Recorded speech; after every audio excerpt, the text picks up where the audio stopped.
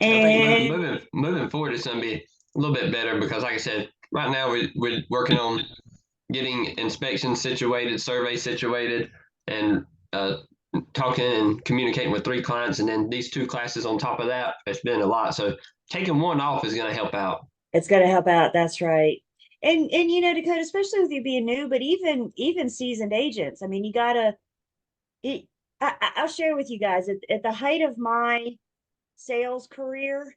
At one point, I had 9 things under contract at the same time. Now, they didn't go all under at the same time and they didn't close at the same time. But I woke up one day and thought, I have 9 things under contract. Y'all understand that's 9 due diligence dates. That's 9 closing dates. That's 9 home inspections. That's 9 appraisers, right? That's 9 of a lot going on. And I remember when I came out of that fog, I don't know another way to describe it, but when I came out of that fog, all 9 of them closed. Thank God. So of course the money was nice, but it was like, what the heck just happened? What did I just do? So it's about management. You know what I'm saying? And sometimes when your plate's too full, wouldn't it be best for the client to suggest that maybe they talk to somebody else in your office? If you can't give them your full everything, it may be best to say, hey, let me introduce you to a teammate. Maybe you guys can work it together, work something out on the side. But I think it's important to remember that agency is not about me. It's about them.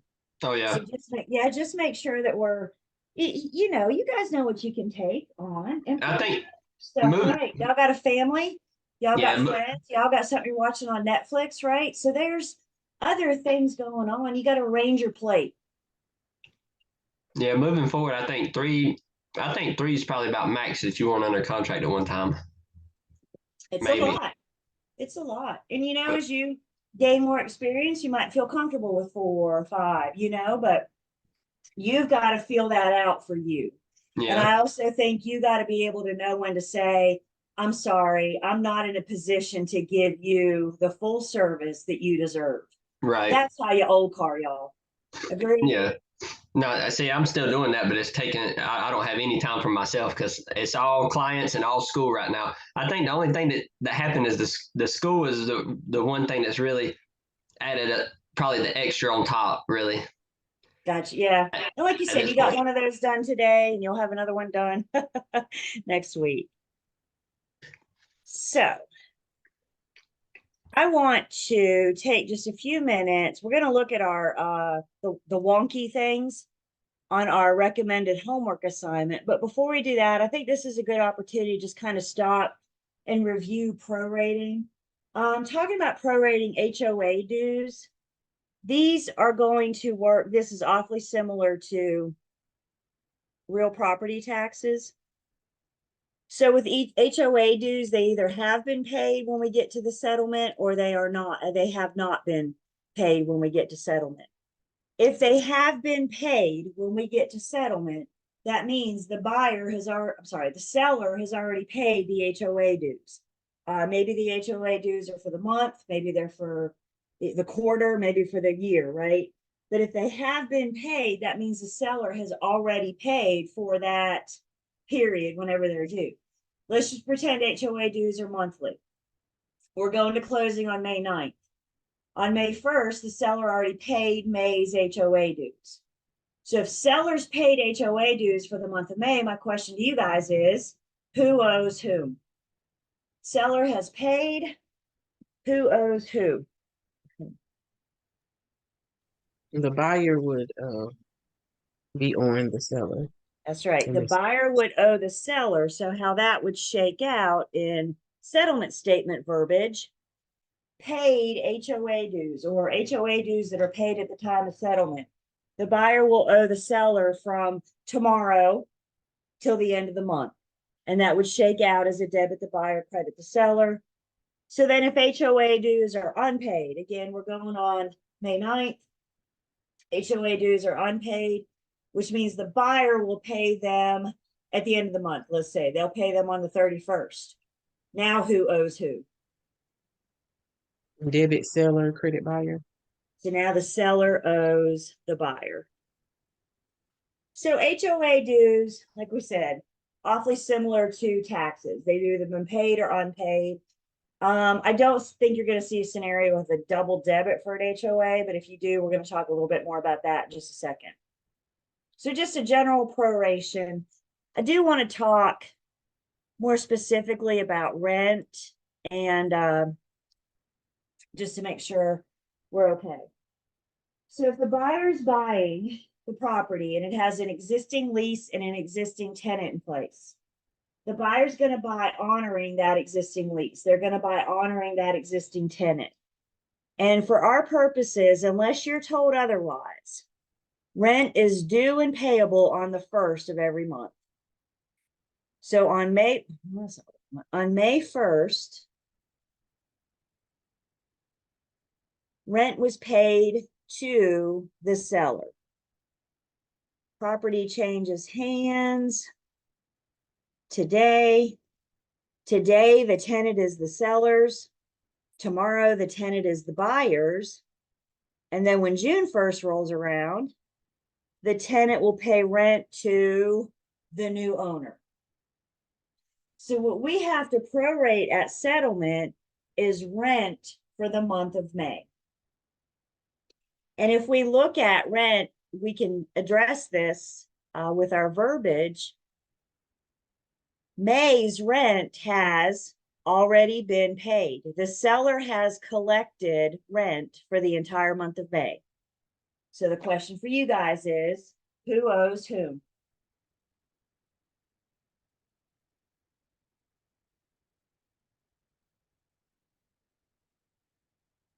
Well, the seller owes the buyer That's it. or the tenant. Well, not But the the new tenant. owner, the new owner. But- Yeah, the new owner. I knew what you meant. So the seller, because they, today we say the seller's responsible for the day of settlement. So on May 9th, the tenant belongs to the seller, which means the seller gets to keep rent today. Tomorrow, the tenant is the buyer's. So the seller owes the buyer some money. In this case, it would be from tomorrow to the end of the month. The seller's got to pay the buyer for the rent for their new tenant. So typically what we're going to see is rent due and payable on the 1st. The seller's already collected it. Property changes hands. The seller owes the buyer some money. Questions on that?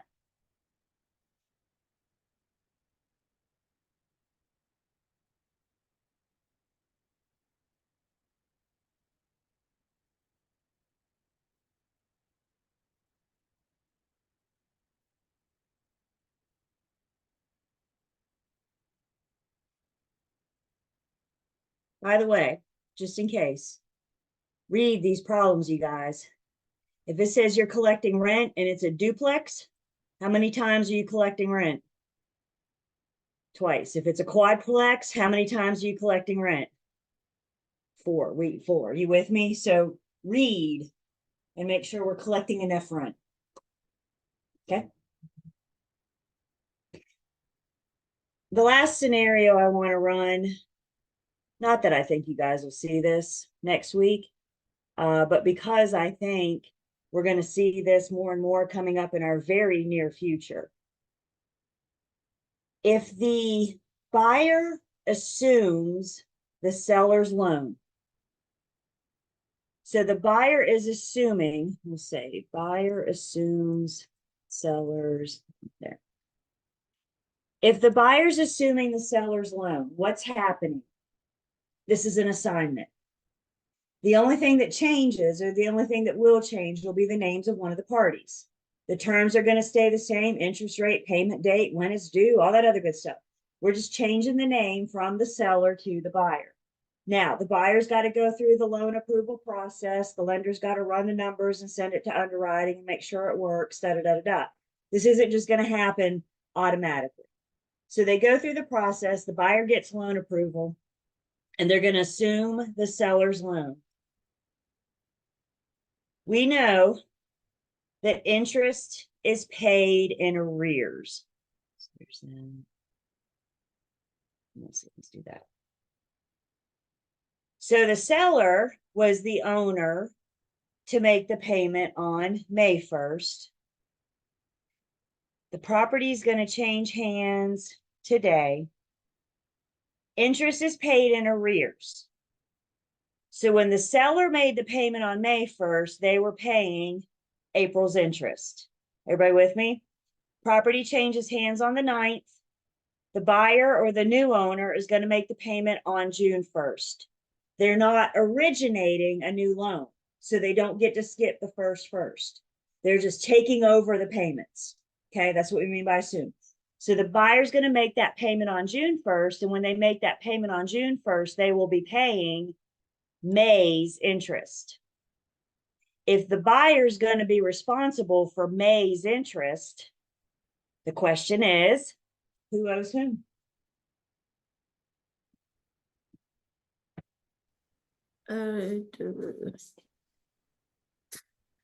Debit seller, credit the buyer? That's it. Seller owes the buyer for the interest for the time that they own the property, which would have been May 1st to today. So the seller would owe the buyer 9 days of interest at settlement. That's that much less money that the buyer has to bring. So when that mortgage payment comes due on June 1st, the buyer feels whole because they've already received the seller's portion of the interest.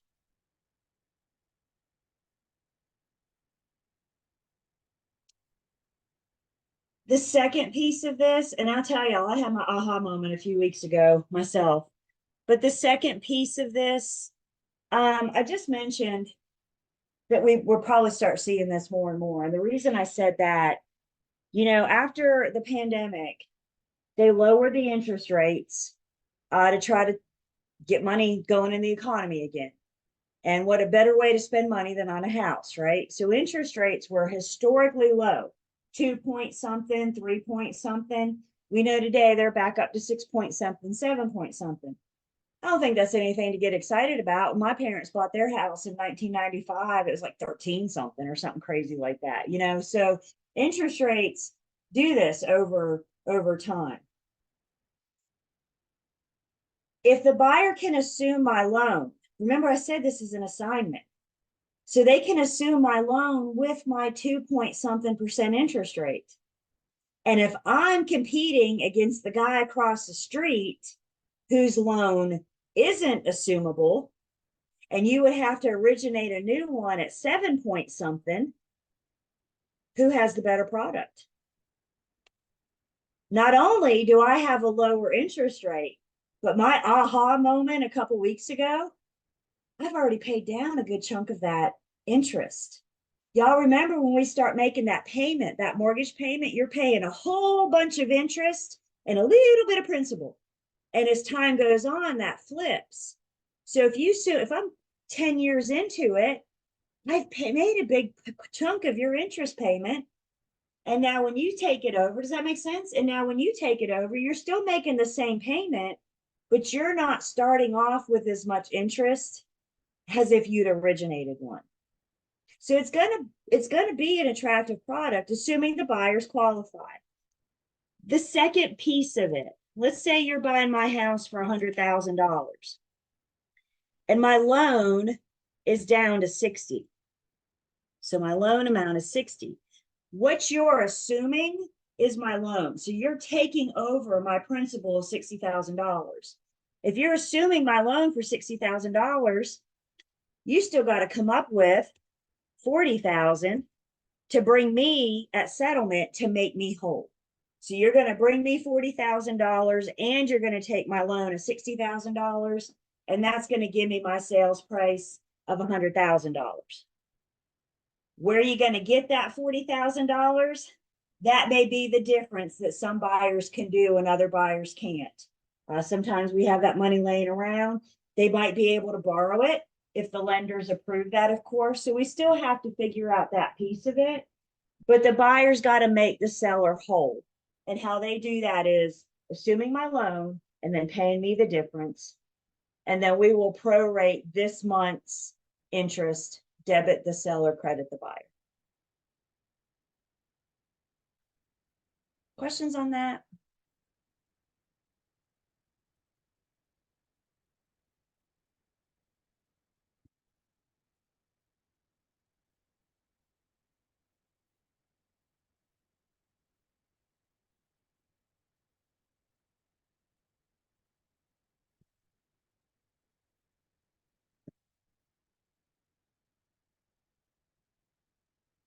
So what I want to do now, have a little refresher on prorating.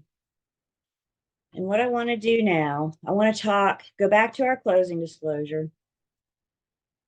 And I want to talk about this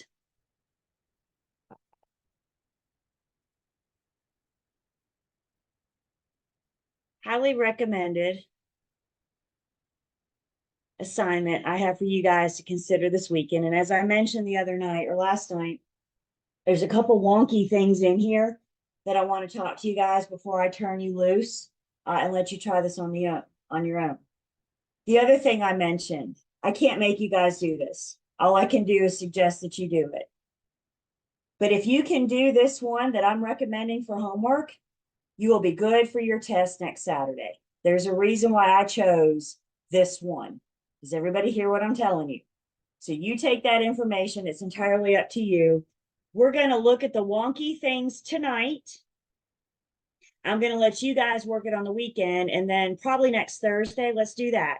We'll say next Thursday, we'll go over this together. So you guys got 6 days to look at this and we'll go over it next week. Fair? All right, so I'm in the online learning system. I'm on the section 4 material. This is the one, the in-class CD is the one we worked last night. And you can see here, you have some practice. You have a whole bunch of practice. You got about 8 practice CDs here. The one in particular I want us to focus on is CD number 4 with solutions link. It's not extra CD number 4. It is CD number 4. So first off, give me some head bobs that we see. CD number 4, perfect, with solution links. And you got the answers. I'm giving you the solutions as well. So if you get stuck, if there's something you're trying to work out, you're welcome to peek at the solutions. And of course, I'm around all weekend too. So if I can help you work through this. If we click on the closing problem though,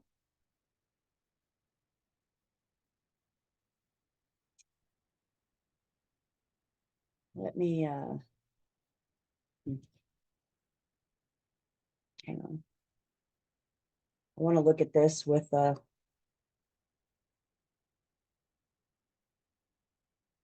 blank CD so we can talk about where stuff goes. So here's our blank CD and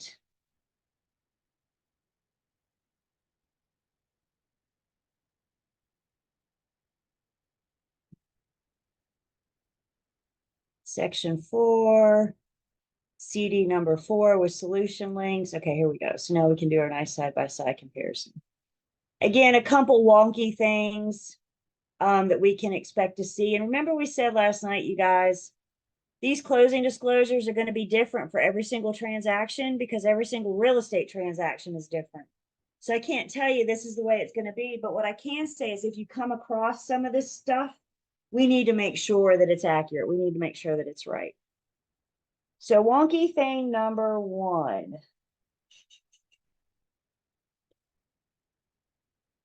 Down here under financing charges. Where's my highlighter? Down here under financing charges.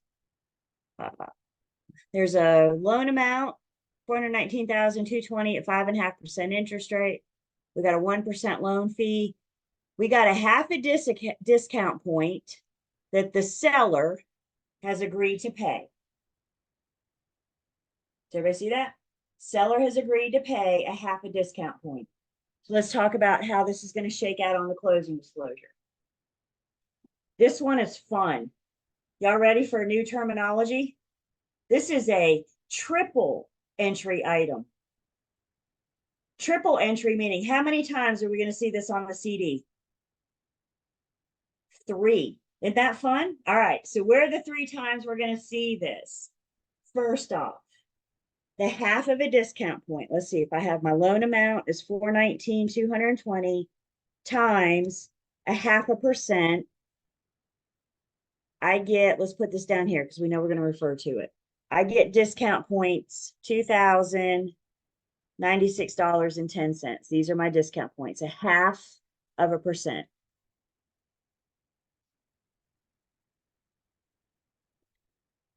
That $2,096.10, all loan fees are between the borrower and the lender.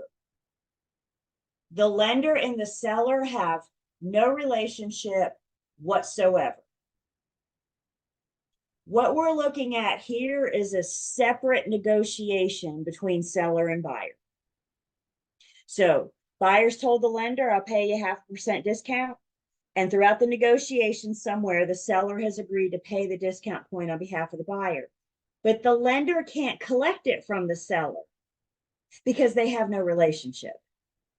So the first place that this 0.5 discount point goes is the same place that we put our discount points.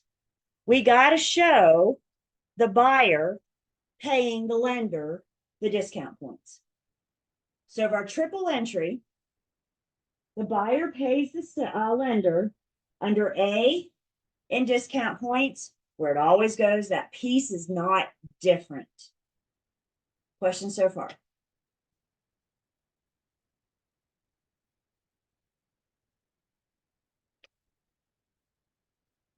As a side negotiation, the seller has agreed to pay this for the buyer.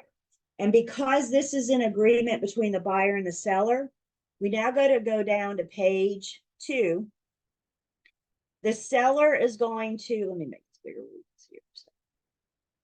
The seller is going to pay the buyer, which means we're going to do A, debit the seller, credit the buyer.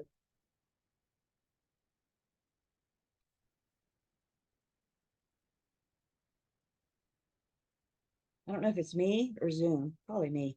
We're going to do a debit the seller, credit the buyer.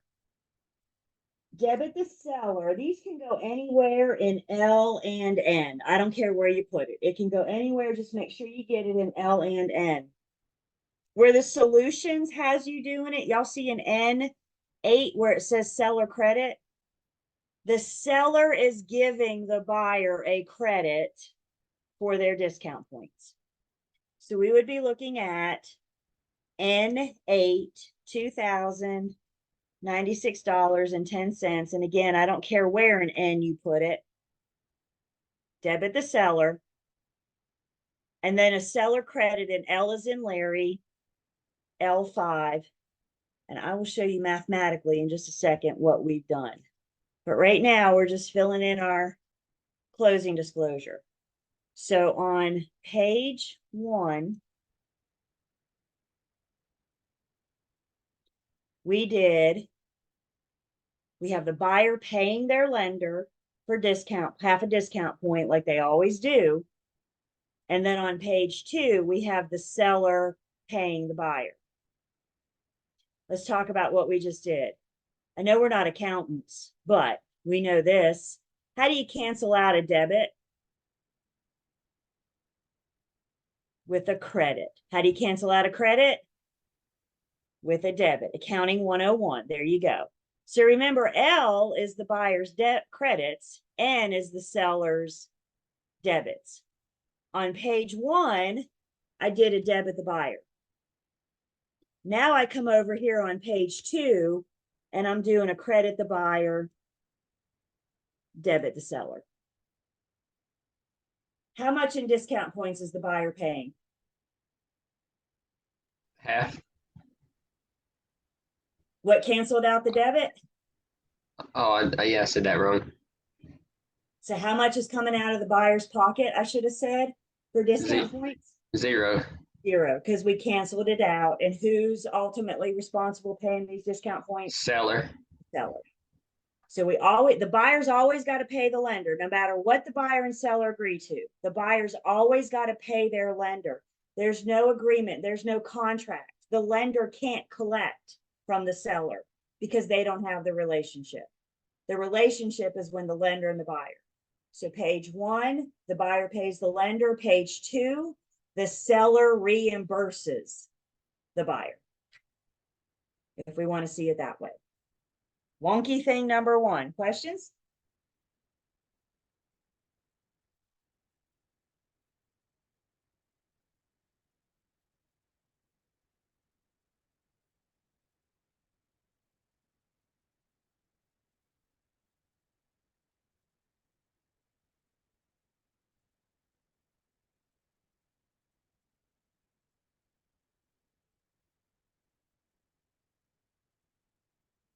Back to our problem here. Talk about wonky thing number two.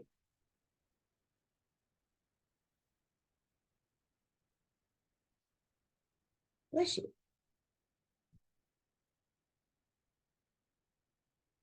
Wonky thing number two. Brokerage commission. 5.5% of the sales price. Note, at closing, the listing firm will retain the earnest money as part of the brokerage fee.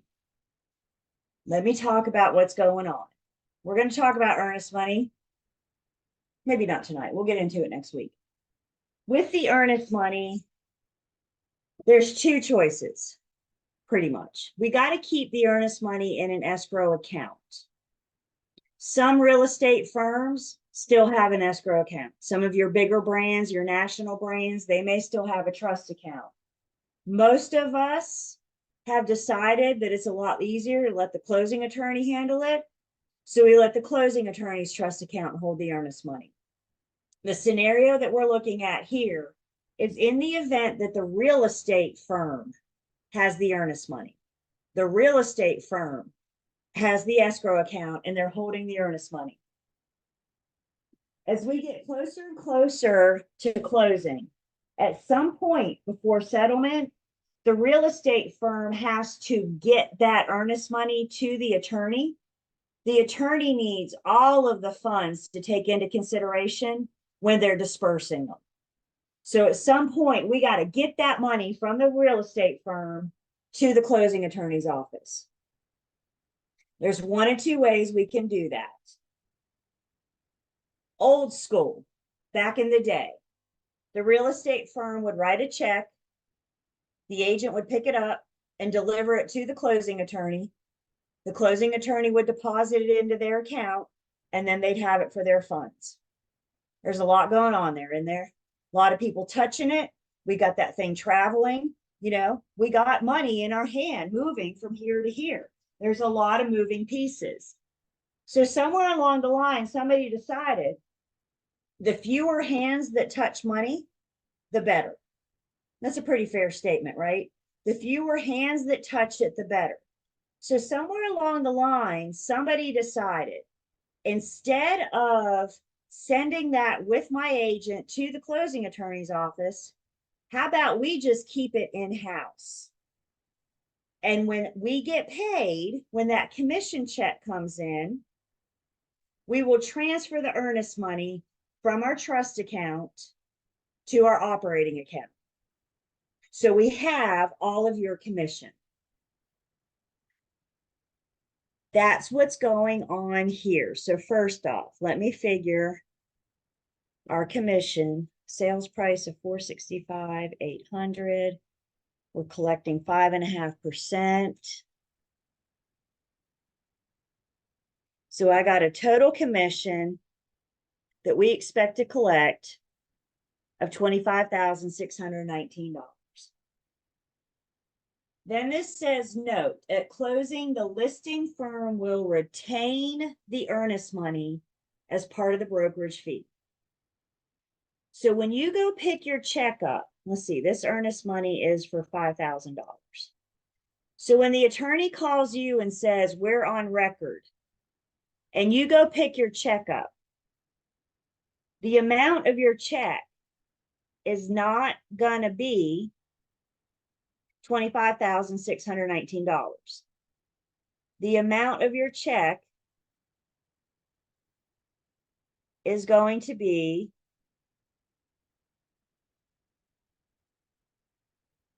seller paid at closing $20,619. We had $25,000 $619. We're going to retain the $5,000 earnest money deposit. So when you go back to the attorney's office, once it's closed and you've picked your check up, you're looking at a check for $20,619. I will get you paid your whole commission. But remember, everything on page 1 is a debit to a third party. You and I are third parties. So what we need to have on page 1 is the amount that we're getting from closing. Questions so far?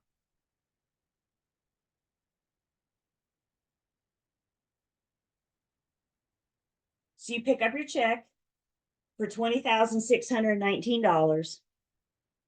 You go back to the office, and as I said, they transfer that $20,619. I'm sorry, they transfer the earnest money of $5,000 from their trust account to their operating account to make you whole. You've got your whole commission, $20,000 from the attorney and $5,000 we just transferred so the hands didn't touch it. Isn't the seller contractually obligated to pay 5.5%? They still owe us some money, right? Because where it stands right now, they've only paid us $20,619. So now we also got to go to page 2. Earnest money deposit is still a credit to the buyer, will always be a credit to the buyer. But in addition, we got to charge the seller an additional excess deposit of $5,000 so they can make us whole. So if they've paid $20,619 on page 1, and then they pay $5,000 on page 2, how much have they ended up paying in commission? The $25,619. Page 1 goes to third parties, you and I. Page 2 is just the rest of the seller's obligation to pay that total commission.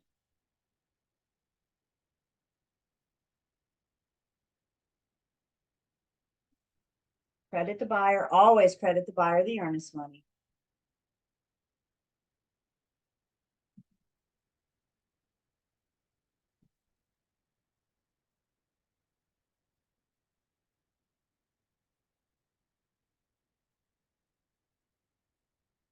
What do we think about that?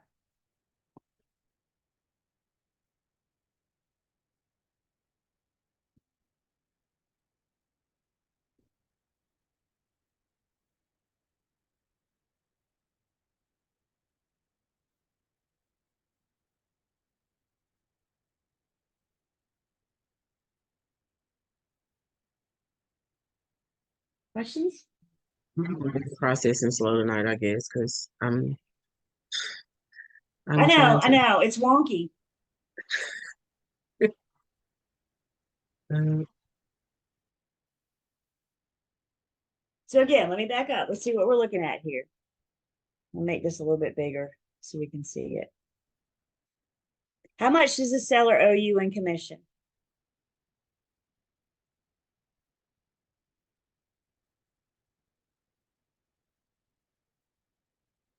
How much does the seller owe you?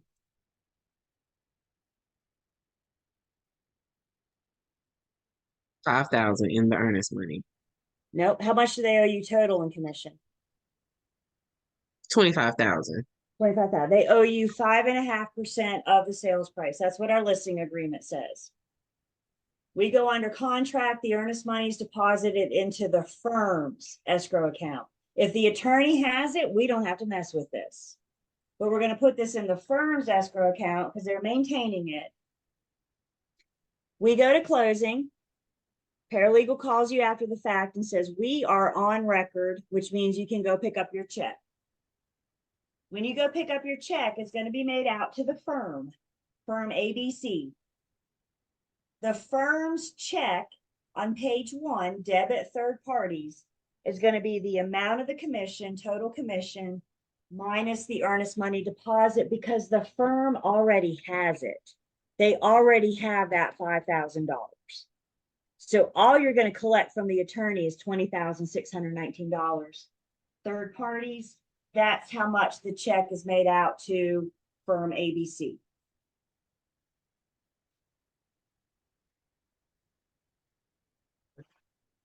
The seller still owes us some money though, don't they? Because the listing agreement says they're going to pay me 5.5% of the purchase price. It doesn't say they're going to pay me 5.5% minus $5,000. 5.5%. The reason I can't put the whole amount here is because the firm's not collecting the whole amount. The firm's only collecting the commission minus the earnest money. But we still got to charge the seller the rest, which is that N1, N is in Nancy, debit the seller an additional $5,000 for the excess deposit. That has the seller paying $25,619 in commission. That money never has to leave the real estate firm. We don't have hands touching it. It's a lot secure. It's a lot safer. And the firm is whole. They've received their whole commission.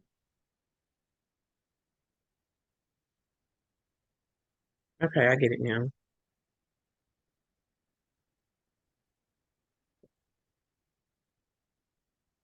And always debit the buyer. I'm sorry, always credit the buyer. The earnest money deposit. So again, that piece hasn't changed. Again, you guys, if the attorney has it, which quite frankly is the majority of us. Dakota, does your firm do a trust account? EXP doesn't have a trust account, do they? Yeah. We're not, I mean, my firm doesn't have one. You get in some of the bigger brands, like I think Allen Tate might have one, for example. But guys, rest assured, if you affiliate with a firm with a trust account, they're going to tell you how they want you to handle it. They're going to be in the back end handling the books, but they're going to make sure you know the instructions. But really, sales offices in general are just, it's so much risk. It's so much liability. Today, half of the complaints that the commission gets is about material facts. 10 years ago, it was about trust accounts. So we said, too much. We're not doing this anymore. However, you still do have firms that have this, and they're more likely to keep it in-house, so fewer hands have to touch it.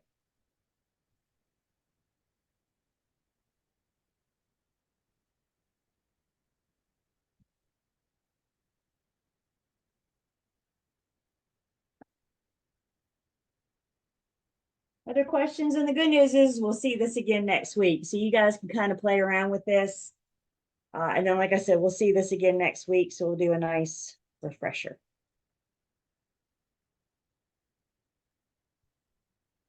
So number 4.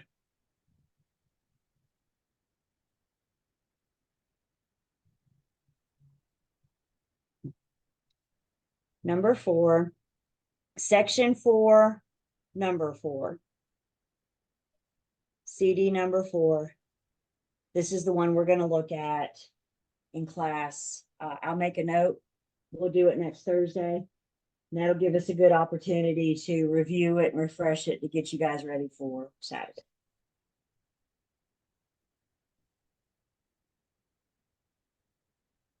Questions?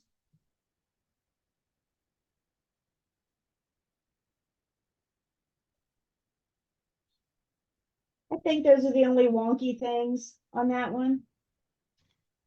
Like I said, though, if you have any questions, just reach out and let me know. If you're working any of these, you guys have, I mean, there's 8 of them here, y'all. So it's not for lack of practice. I don't think y'all need to do all 8 of them unless you just really want to for fun, right? But if you do a couple, if you do another, if you do number 4 and then you do number 3, whatever, they're all different. So it'll give you different experience. And bottom line, it's going to give you practice for that test on the 18th.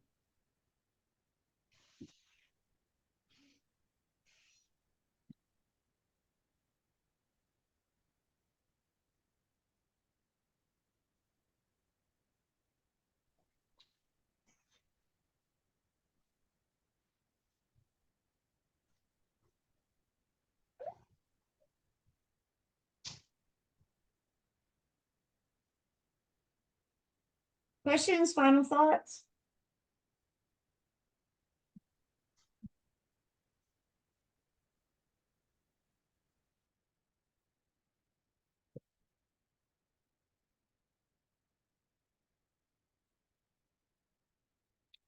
The other thing I want to share with you guys, have you guys been out noodling around at the Real Estate Commission's website, kind of tooling around?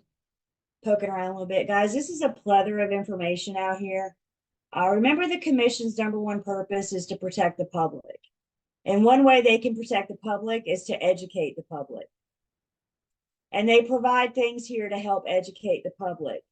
And the commission says, if you find something on their website, you're welcome to use it because you're going to use it to help educate the public.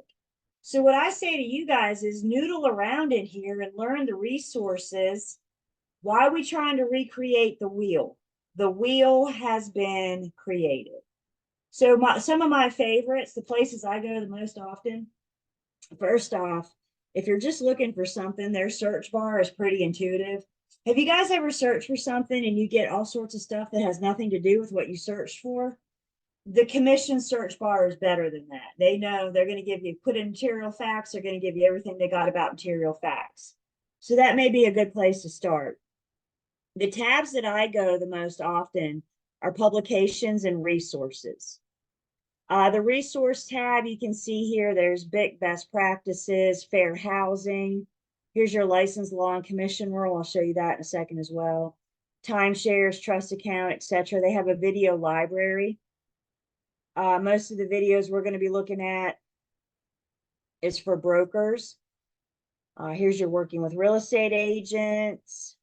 When you guys do 303, I think the first couple classes of 303, you spend just watching videos.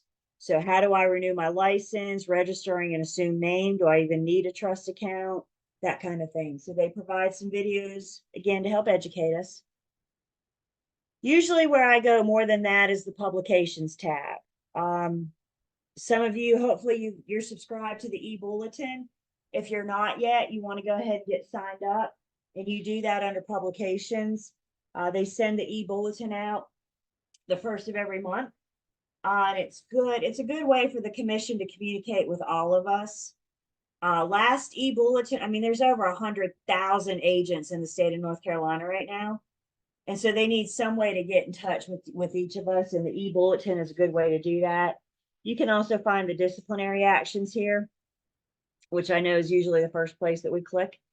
But you just want to, when you get that e-bulletin once a month, just look at it to make sure we're doing what the commission says. Probably where I go the most, and I'm getting ready to sound a little like I'm repeating myself, but I'm not.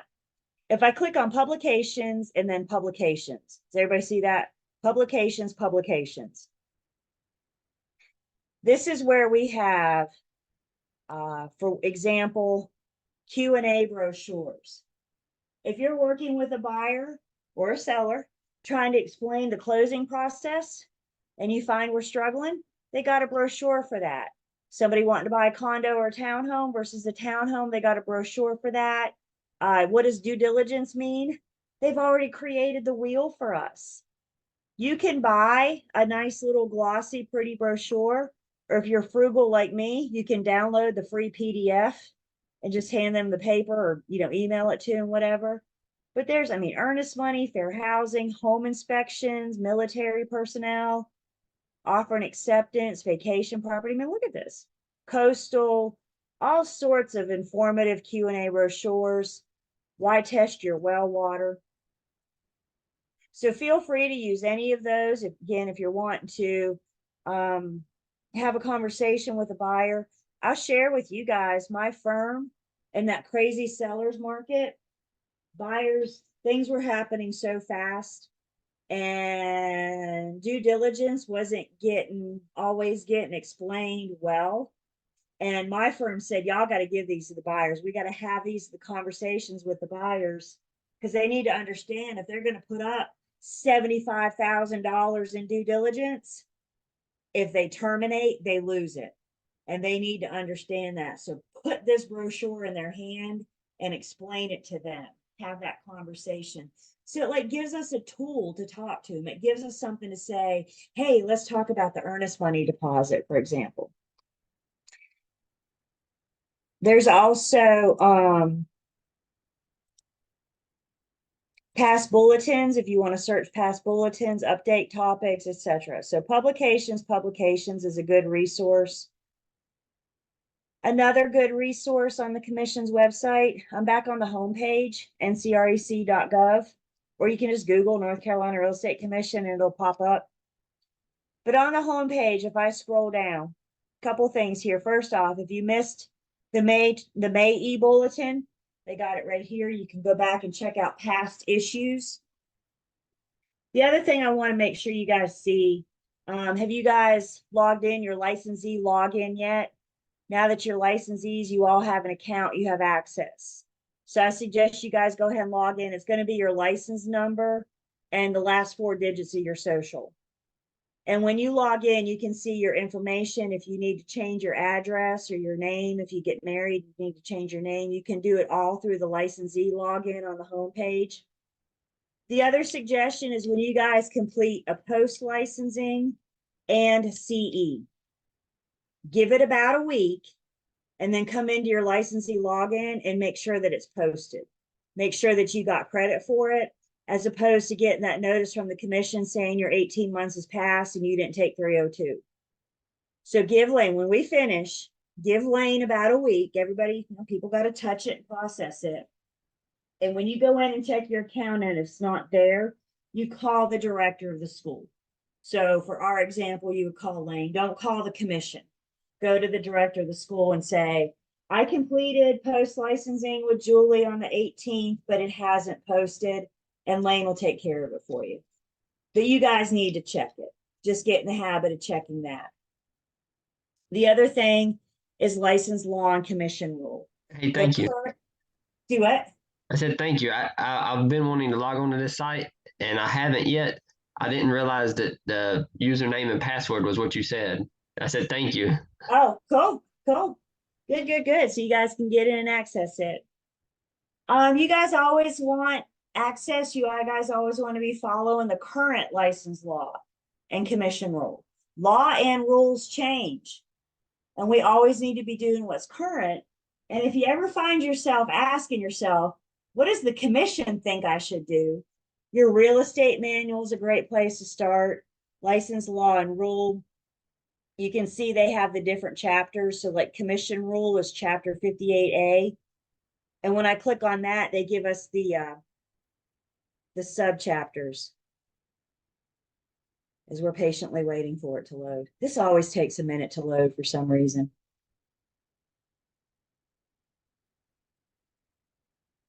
Usually does.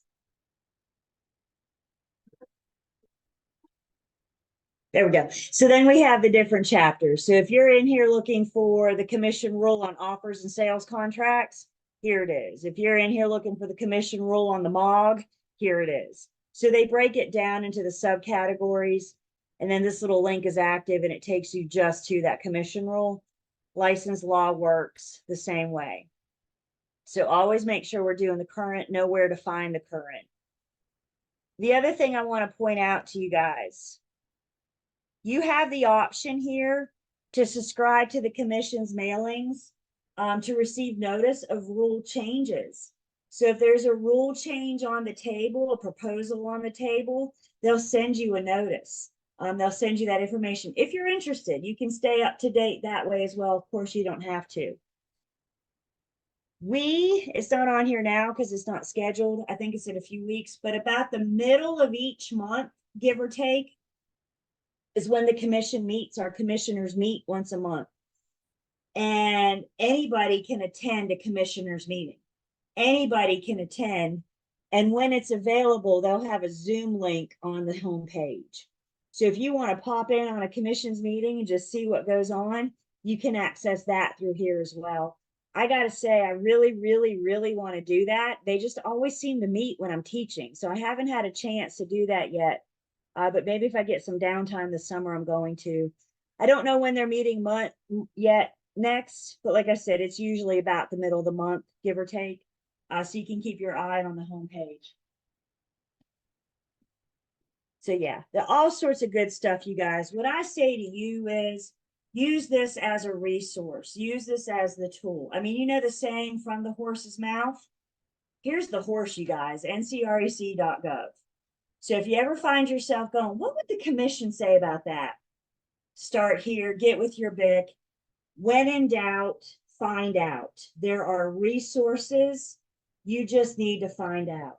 we can always contact the Real Estate Commission, Regulatory Affairs. They have a phone number. So if you're not sure how to handle something, you can actually pick up the phone and call Regulatory Affairs. As a matter of fact, Regulatory Affairs says, we would prefer you to call us first. So during your research, during your information, you can always go to them. They're pretty quick to respond. I reached out to them before. Another really good resource you guys have, and not everybody knows this, so I like to be the one to tell you. When you affiliate with your firm, if you join the National Association of Realtors, if your firm requires you to join NAR, that gets you access into the North Carolina Association of Realtors. And NCAR is who houses our forms. We're going to look at next week is our forms week. So we'll look at our forms next week, and we're going to see quite a few NCAR forms. NCAR also has a legal hotline. So if you're stuck, if you need legal advice, it's included in our membership dues, you guys. We can reach out to NCAR. You'll have the website, you'll have a log on, and we can reach out to a legal hotline. We can call them or email them and get legal advice. So again, I say, when in doubt, please, please find out. The resources are there. NCREC, NCAR, your manual, etc. So just spend some time maybe kind of poking around, familiarizing yourself with the website, and you're going to find your favorite places to go. But this is a phenomenal tool. Help make sure we're doing it right. And that's what it comes down to, bottom line. Questions on that? I think if we go, let's see, I'm a broker and I have questions. I wanted to see, yeah, different questions. Yeah, here it is. So here's how to contact Regulatory Affairs, their email, education and licensing. I mean, the different departments at the commission. I think Regulatory Affairs is almost always the best place to start. Back on the homepage. That's how convenient it is. It's right there on the homepage. Again, they say we'd rather hear from you before you mess up so we can stop you from messing up. They're not going to judge you for calling. I asked the dumbest question, I swear, and they were just as nice as they could be. But when you're stuck, you're stuck. You guys know what it's like to be stuck. I needed to get unstuck, and you know what? They did me good. So use them as a resource. Cool?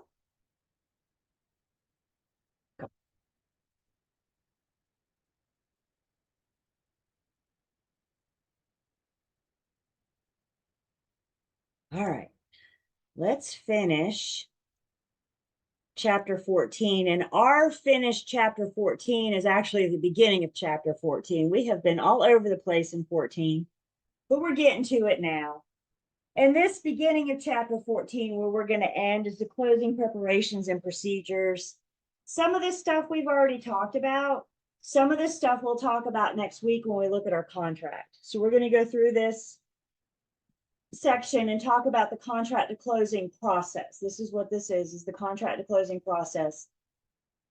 And then next week, the star of our class next week is the offer to purchase and contract. We're going to look at standard form 2T, and we're going to see this contract to closing process again.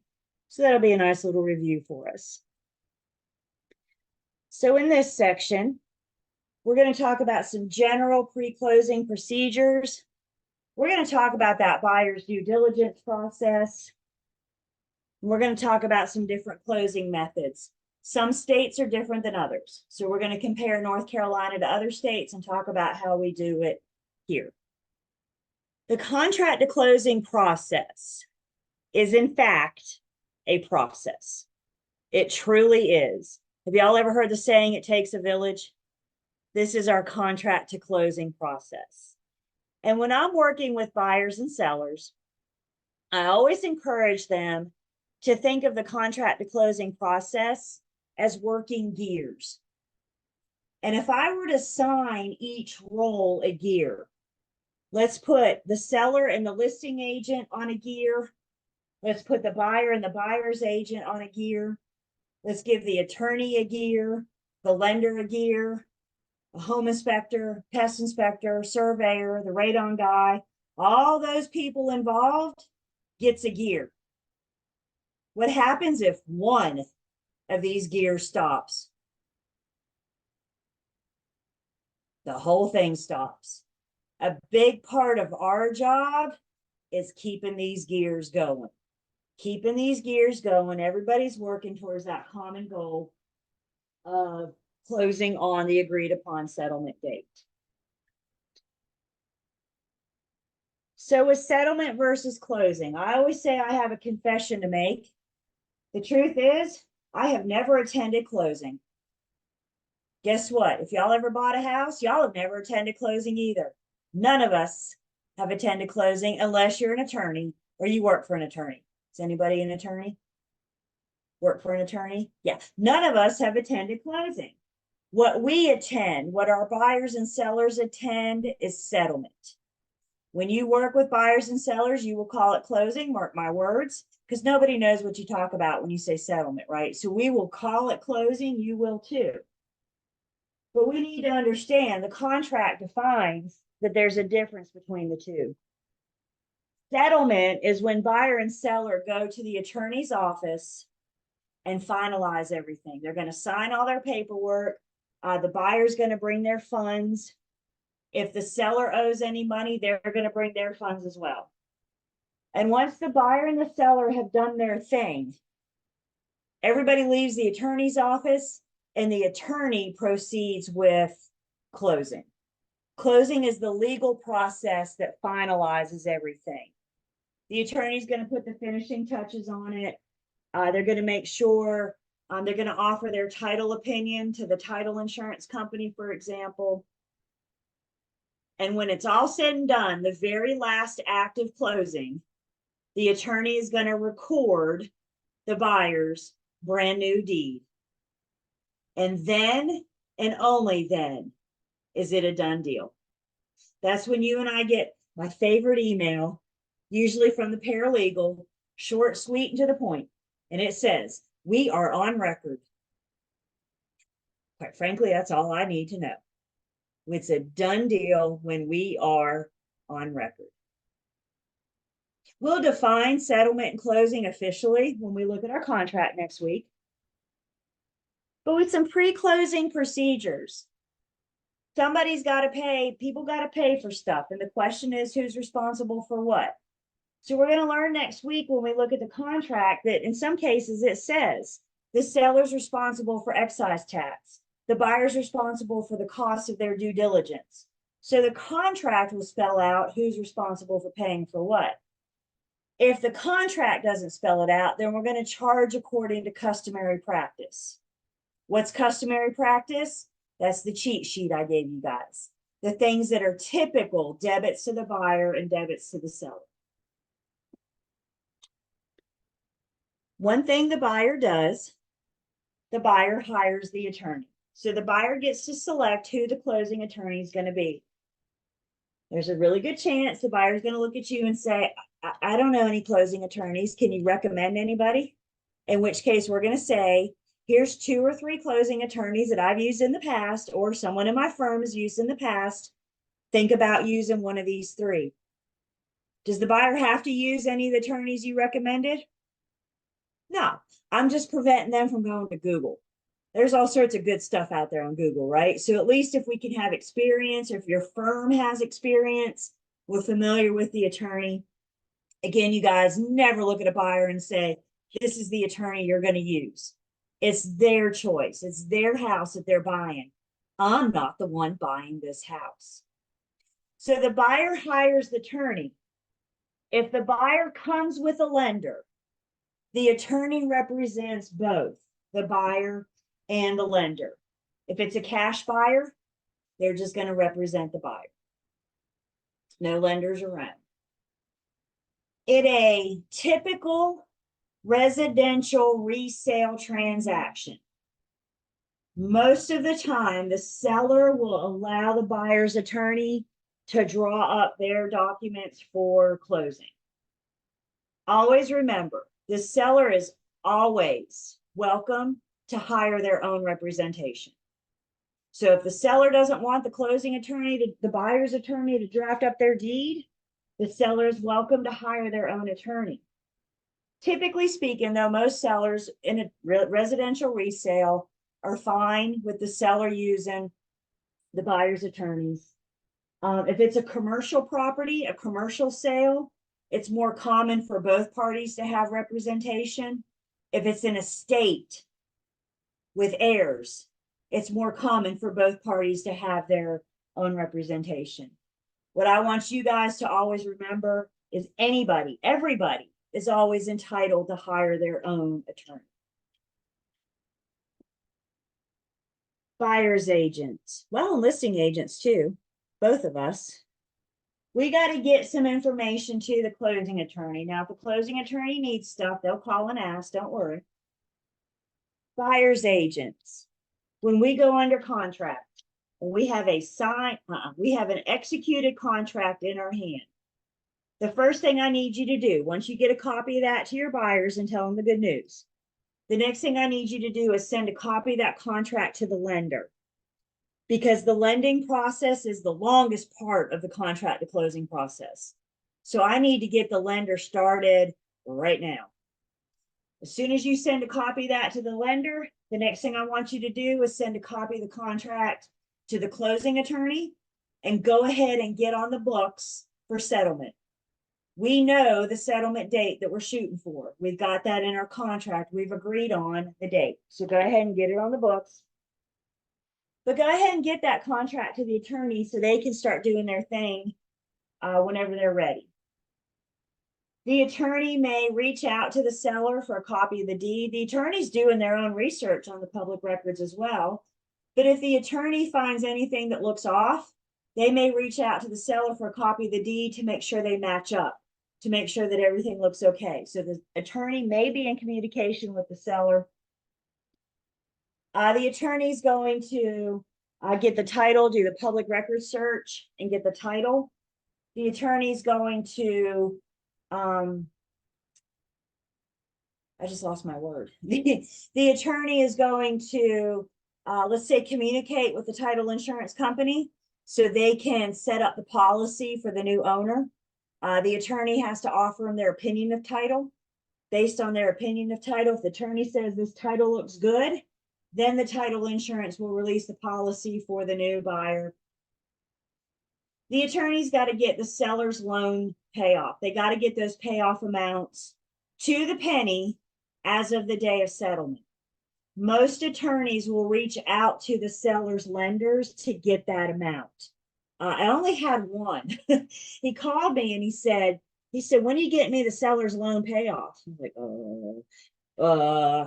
we did it, we figured it out. But in my experience, that was only one. So most attorneys will reach out to the seller's lender or lenders to get that amount.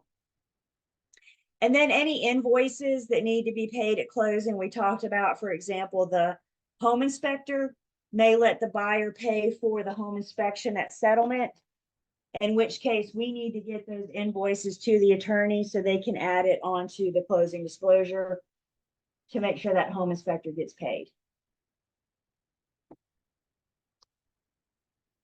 As we've mentioned, delays in settlement just happen. New construction is notorious for delays. What if we don't have loan approval yet? What if the agreed upon repairs aren't fixed yet? What if?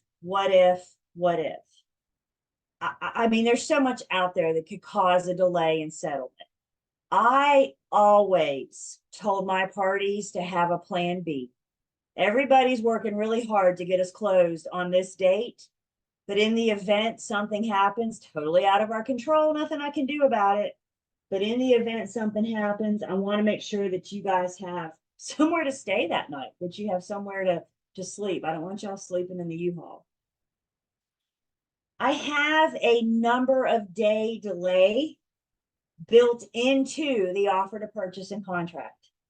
Anybody know how many day delay we have built in? How many days is that? See anybody peeked ahead.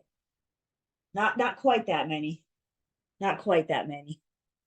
There is a 7-day delay built into the offer to purchase and contract, which means we all agree in the contract we're going to go to closing on, we'll say May 31st. And if we get to May 29th, May 30th, and we realize this for whatever reason, it's just not going to happen on May 31st. The parties in the delay, there's a delaying party and a non-delaying party. One person's causing the delay, the other party's not.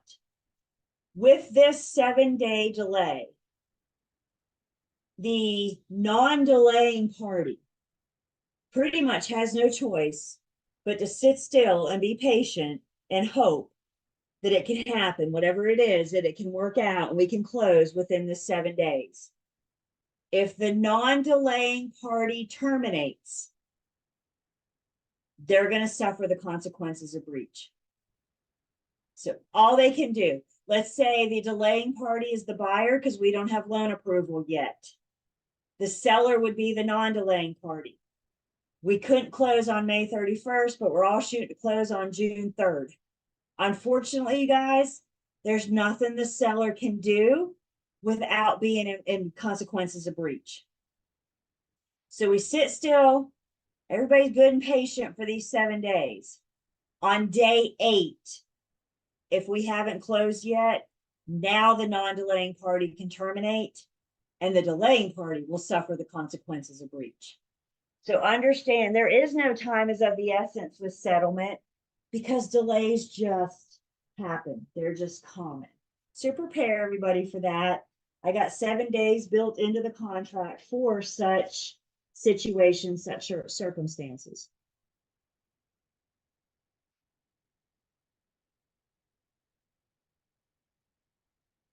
Talking about the buyer's due diligence process, and we're going to go over, they kind of define some general responsibilities when you're working with a buyer. The reason why this is specific to buyers, because we're talking about the buyer's due diligence process. I think we can all agree that these general responsibilities are going to apply whether or not we're working with a seller as well. But there's more to do in due diligence for buyers than there is for sellers. So specifically during the buyer's due diligence, agents, we want to make sure we always disclose material facts. If you learn about anything about the property throughout the process, we need to keep our buyer in the loop. We got to keep them in the know. We always have a duty to act in a competent manner. That takes me back to when in doubt, find out. Don't just run out there all willy-nilly doing something, right? Make sure we're acting competently. Avoid any undisclosed conflict of interest. One of our biggest examples of a conflict of interest would be undisclosed dual agency. So hopefully by this point of the due diligence process, we have properly created dual agency and we don't have this conflict of interest. We got to avoid improper, fraudulent, or dishonest dealing. They don't let us have any fun, do they? You can't lie. You can't act improperly. You can't act dishonestly. We always got to comply with License Law and Commission Rule, LL and CLR, License Law and Commission Rule. And then remember, we got to treat all third parties honestly and fairly. So if you're the buyer's agent, third parties are going to be the listing agent, the seller, the lender, the attorney, the home inspector, the pest inspector, all those gears. We got to treat everybody honestly and fairly always. Again, can we all agree these general responsibilities are going to apply if we work with a seller as well? But specifically, we're just talking about the buyer's due diligence. Questions so far?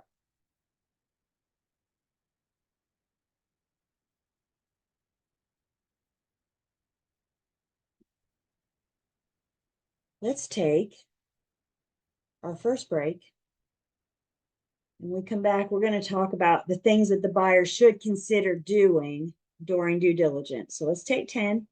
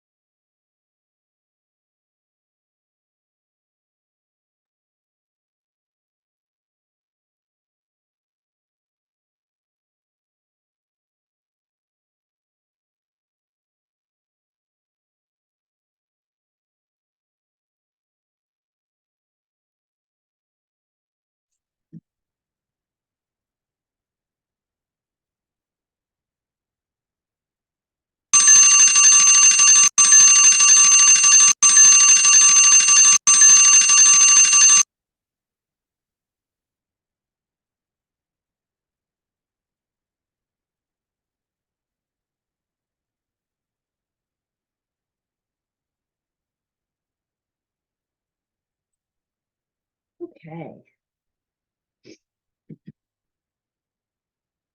Questions on anything so far?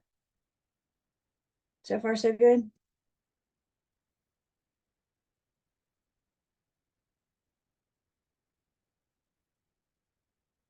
All right. So what are the things that the buyer needs to consider during due diligence? Well, as mentioned, the longest part of the process, what takes us so long? Buyer's got to get a loan.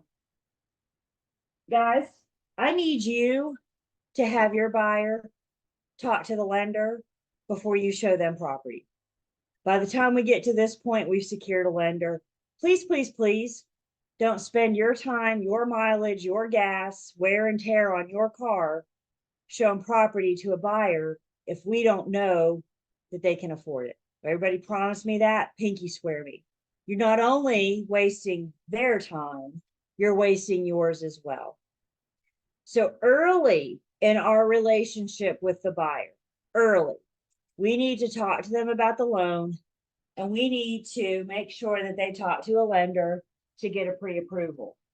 How'd you feel if your buyer handed you this? We want an official pre-approval letter from a lender. It'll be on letterhead. If it's a lender you recommended, you already got them on speed dial, right? So you can call them throughout the process and say, hey, Bob, what's going on with our loan? If this is a lender you've never used before, the buyer comes with a lender that you don't know. When we're writing the offer up, pick up the phone and call the lender, introduce yourself, because you guys both have a duty to get our buyer client through closing. So having a relationship with the lender so we can stay in touch, keep those gears going, is definitely a big part of the process. So our responsibility about the buyer's loan, we want to make sure that the buyers are communicating with the lender. When we go under contract, the lender's requesting information, and they can't go on to the next phase until they receive this information from the buyer. So if the buyer's ghosted the lender, if the buyer's not responding, the loan process, the gears have stopped because the loan process is slowed down. I tell my buyers when we go under contract, I tell my buyers, the lender is your priority. I need you to call the lender back before you call me back. It's like that. Would it surprise you guys if I told you that some buyers have delayed their own closing? What could cause a delay? If they're not getting the lender that they need. So this is one big way that we can help keep that lender gear going. Also with the buyer's loan, the lender is going to require an appraisal. The appraisal is the property of the lender. They let the buyer pay for it. But the lender requires the appraisal because that tells them how they're going to originate the loan. The loan amount is going to be based off of the sales price or the appraised amount, whichever's less. So the lender's going to want to see that opinion from the appraiser to make sure that what they're issuing the loan is on, that they're covered, that they're protected on this property. If it's a cash buyer, they don't have to get an appraisal. If they want to, they can. We can always hire an appraiser ourselves, but they can. I'm telling you now, if that cash buyer starts asking you a lot of questions about value and worth, my little red flag just went up to suggest that they order an appraiser. Remember, as brokers, we can't say words like value. We say things like probable sales price. So words matter. Make sure you're saying the right thing. And if they got a lot of questions about worth and value, tell them they're welcome to order an own appraiser for that cash buyer. We should also be encouraging buyers to have a survey done. If it's a property with, if it's a single family home. Condo, there is no land to survey. Townhome, may not want to get too excited about that. But if it's a single family home, we want to encourage the buyers to get a survey. Once upon a time ago, surveys were required. The lenders required a survey. They've backed off of that now, though, and now it's optional for the buyer. But we still want to encourage them to do it because the survey is the only thing that's going to help us identify encroachments and flood zones and that kind of thing.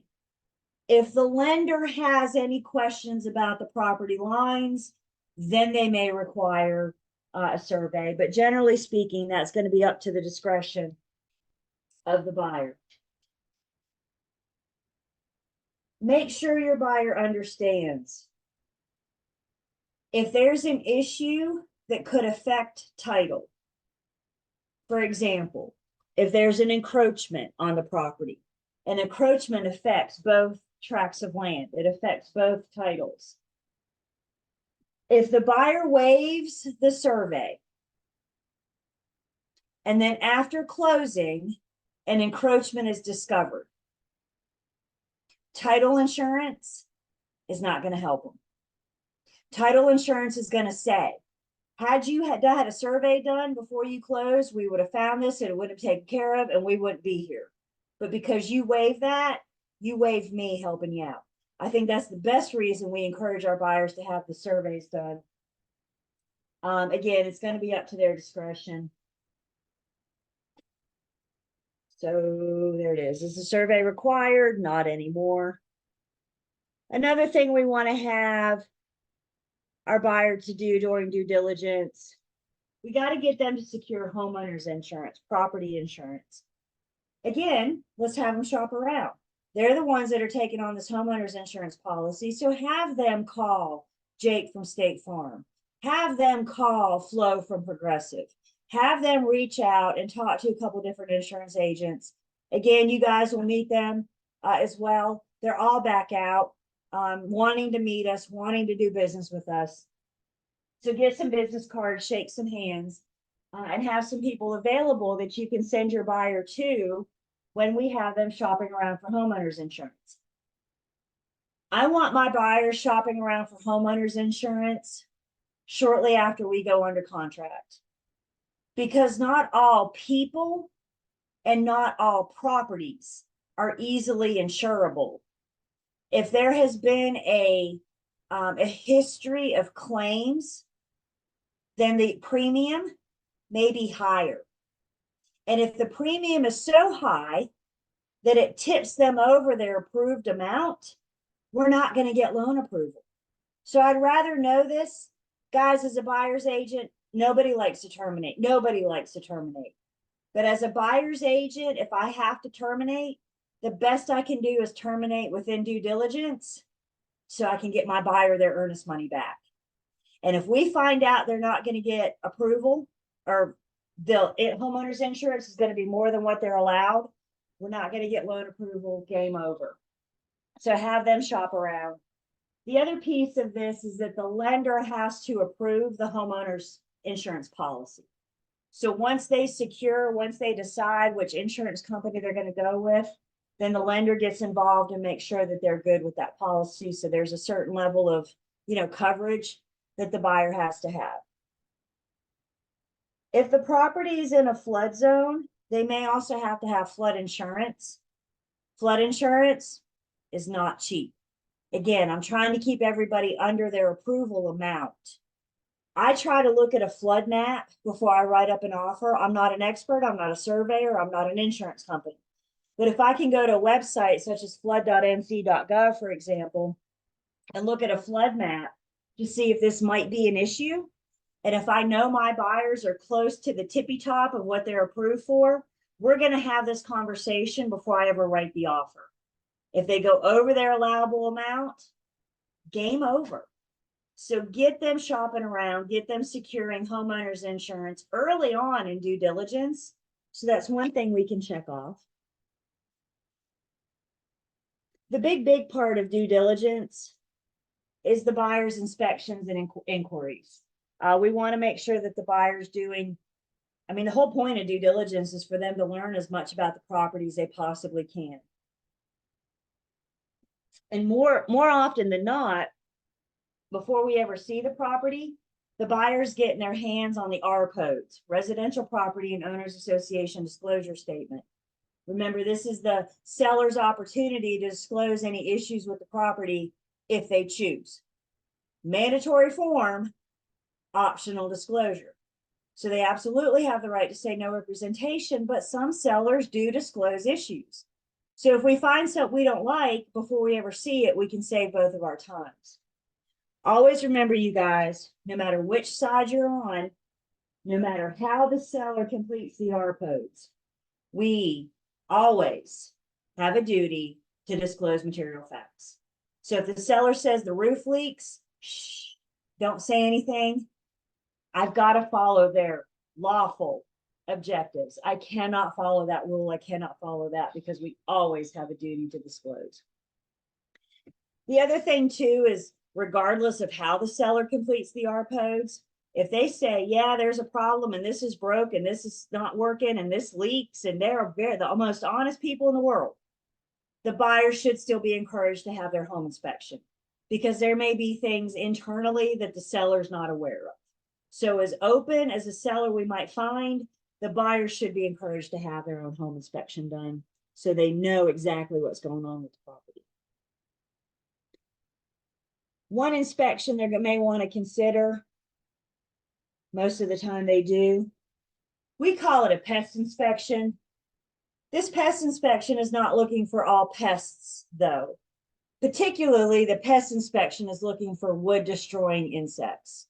We're looking for termites, powder post beetles, carpenter bees, those little buggers that eat wood. And let me tell you something, those termites can do some damage, especially if they go undetected. The pest inspection report is not necessarily looking for the bugs. They're looking for evidence that they were there. What you're looking at right now are termite tunnels. And termites will build these tunnels to get from the ground to the wood to the house. And they can work their way up and down. I saw an active one of these once. You know what that means? I saw the termites going up and down in that. It was hands down, without a doubt, the most creepy thing I've ever seen in my entire life. And I was probably 2 weeks later, so you know, I didn't like it. I hope I never see it again. That's a pretty good indication. They see the tunnels, they know termites are either there or they have been there. And that's what they want to report. Because even if they've moved on, they've still probably caused damage. And that's what we're looking for, is those little red flags. Oh, that was awful. That thing gave me nightmares for didn't like it. So the wood destroying pest inspection is only looking for wood destroying insects. If the home inspector finds evidence of other pests, so maybe they find droppings, for example, they're going to report that. But just understand specifically when we talk about pest inspection, we're just looking for wood destroying. For the most part, the pest inspection is optional. The buyer can choose to do it or not. The exception to that is if it's a VA buyer.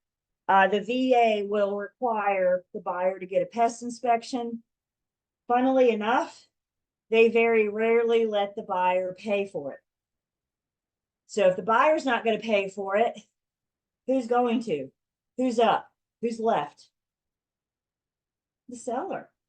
So we're going to look at our FHA VA addendum. It's got a more official name, but it's an FHA VA addendum. And the VA piece of it addresses letting the seller know you might be on the hook for this pest inspection. Listing agents, definitely something we need to discuss with our sellers when they're considering this offer. So we'll see that form next week when we're looking at our forms. Another thing we want to encourage the buyers to do, again, I would recommend earlier, sooner rather than later, is to have the home inspection done. Understand and help your buyers understand the home inspector's job is to go into the property and find problems. Their job is to go in there and say, this is broke, that's not working, this is leaking. If they walk into a room and flip a light switch and nothing happens, there's something up with electrical. Is it shoddy electrical? Is it a light bulb that's burnt out? Their job is not to diagnose it. Their job is to say, I walked in this room, flipped the switch, and nothing happened. I suggest you talk to an electrician to learn more. If they have a little red flag go up about the plumbing, they're going to recommend that the buyer talk to a plumber. Their job is to find red flags. They're not going to look at the buyer and say, well, this is a plumbing issue and this is what you need to do to fix it. And this is how much it's going to cost. And that's not their job. They're going in there and looking for the problems. The reason I like to do the home inspection early is to give my buyer the opportunity to talk to the electrician if they want to talk to the plumber if they want to. So once we have these problems, then it helps us know what more the buyer wants to learn. Remember, that's all part of the due diligence for the buyer to learn as much about the property as they can. They want to talk to a general contractor? Do they want to talk to a structural engineer? Whomever they want to talk to, we want to make sure that they have time during their due diligence period. Listing agents, we need to talk to the sellers about the home inspection as well. The home inspector can't and won't move personal property. So if the seller's packing and they have all their boxes and totes in front of the utility closet, the home inspector is not going to be able to get into the closet and inspect the hot water heater, for example. They're not going to move those boxes to get, does that make sense? So sellers need to leave pathways. They need to leave those areas, the major components of the home. They need to leave that accessible to the home inspection or to the home inspector, so they can go in and do a full inspection.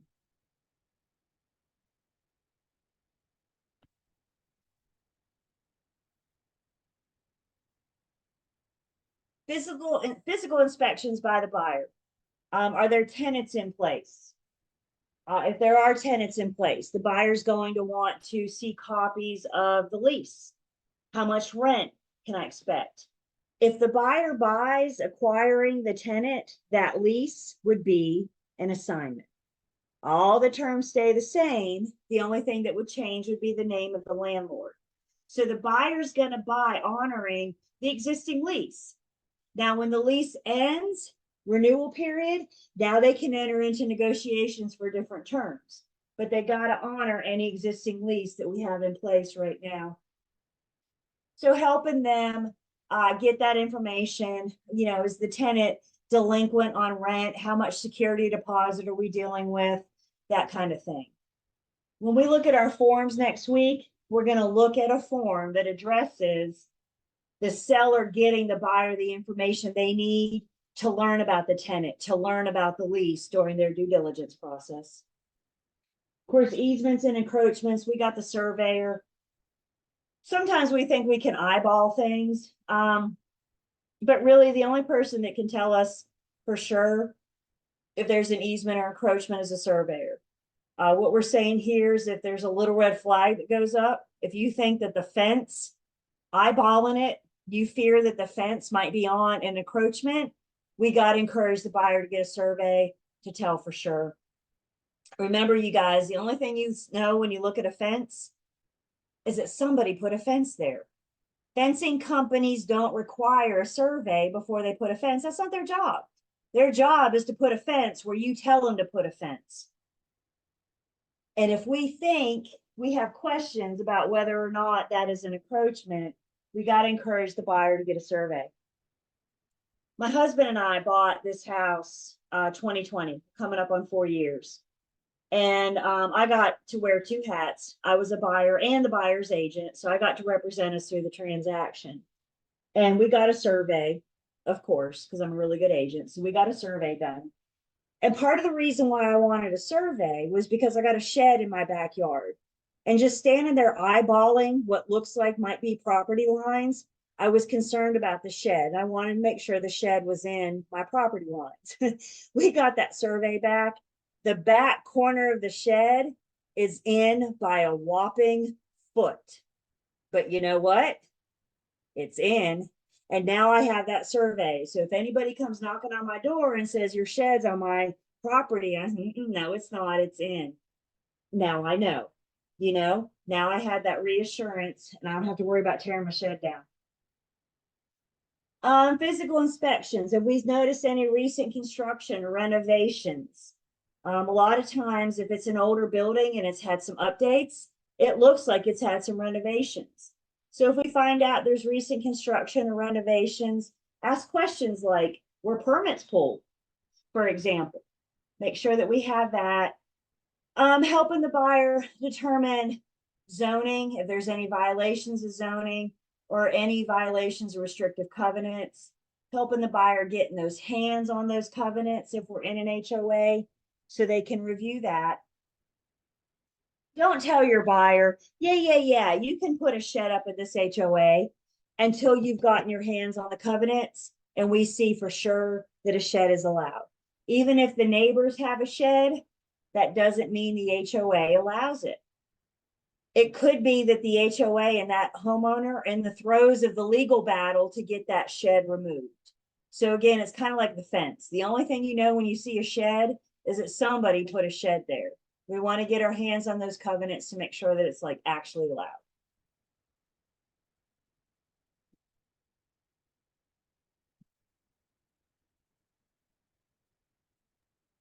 Julie, quick question. Sure. Is a survey ever mandatory, like when it comes to certain lenders or?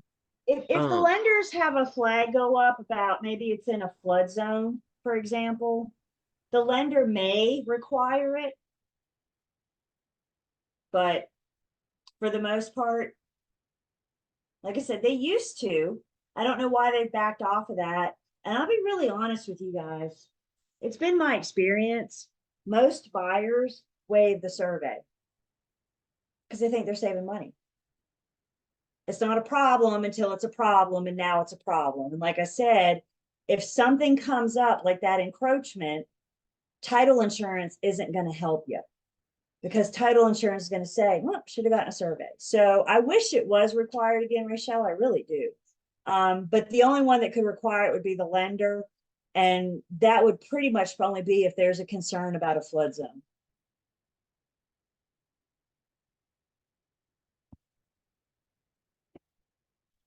On-site septic systems. You know, if we're hooking up to public, if the property is hooked up to public sewer, you may have community sewer. So you may have like a neighborhood on one septic tank, for example. Otherwise, we're dealing with an on-site septic system. Just a couple brief differences here. Unimproved land is bare land. It's not been plumbed. It's not been had electric put on. Improved land has been plumbed. It's got the utilities. We're ready to build a house. So if you're helping your buyer buy raw land, the question is, and they want to build, the question is, can we hook up to public sewer? If not, we got to get a perk test. It's called a perk test to make sure that the property can support an on-site septic system. Again, this is something that shouldn't be waived. There was a story, y'all. We got an instructor here at Carolina School of Real Estate, and somebody bought a lot in her neighborhood, and they didn't have a survey because they were sure it was going to be fine. Or the septic, I'm sorry, they didn't have the septic, the perk test, because they were sure it's going to be fine. And they bought the lot, and guess what? It didn't perk. They couldn't put an on-site septic in, and they couldn't hook up to public. See how much money they saved? So sometimes encouraging to have these tests done to know. I can't make any promises or guarantees. All we can do is encourage them to have these inspections done. If we do have an on-site septic tank installed, or if there is already an on-site septic tank installed, getting our hands on the permit.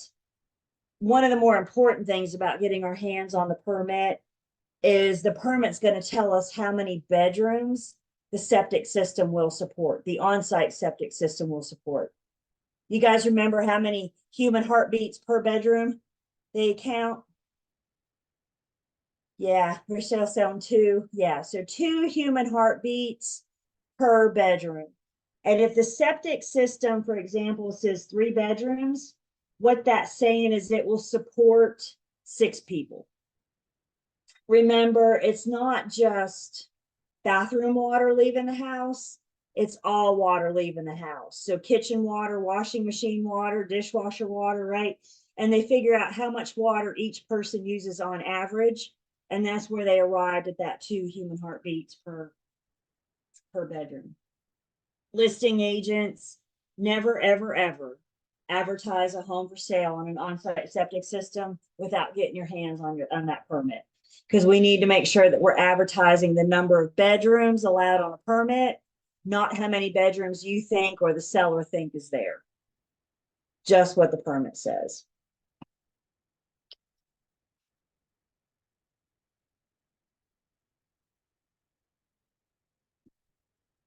This buyer during due diligence, they want to have the well water tested if it's on a well water. If it's on a public water, they may want to have the water quality tested. So just because on a public, don't excuse that.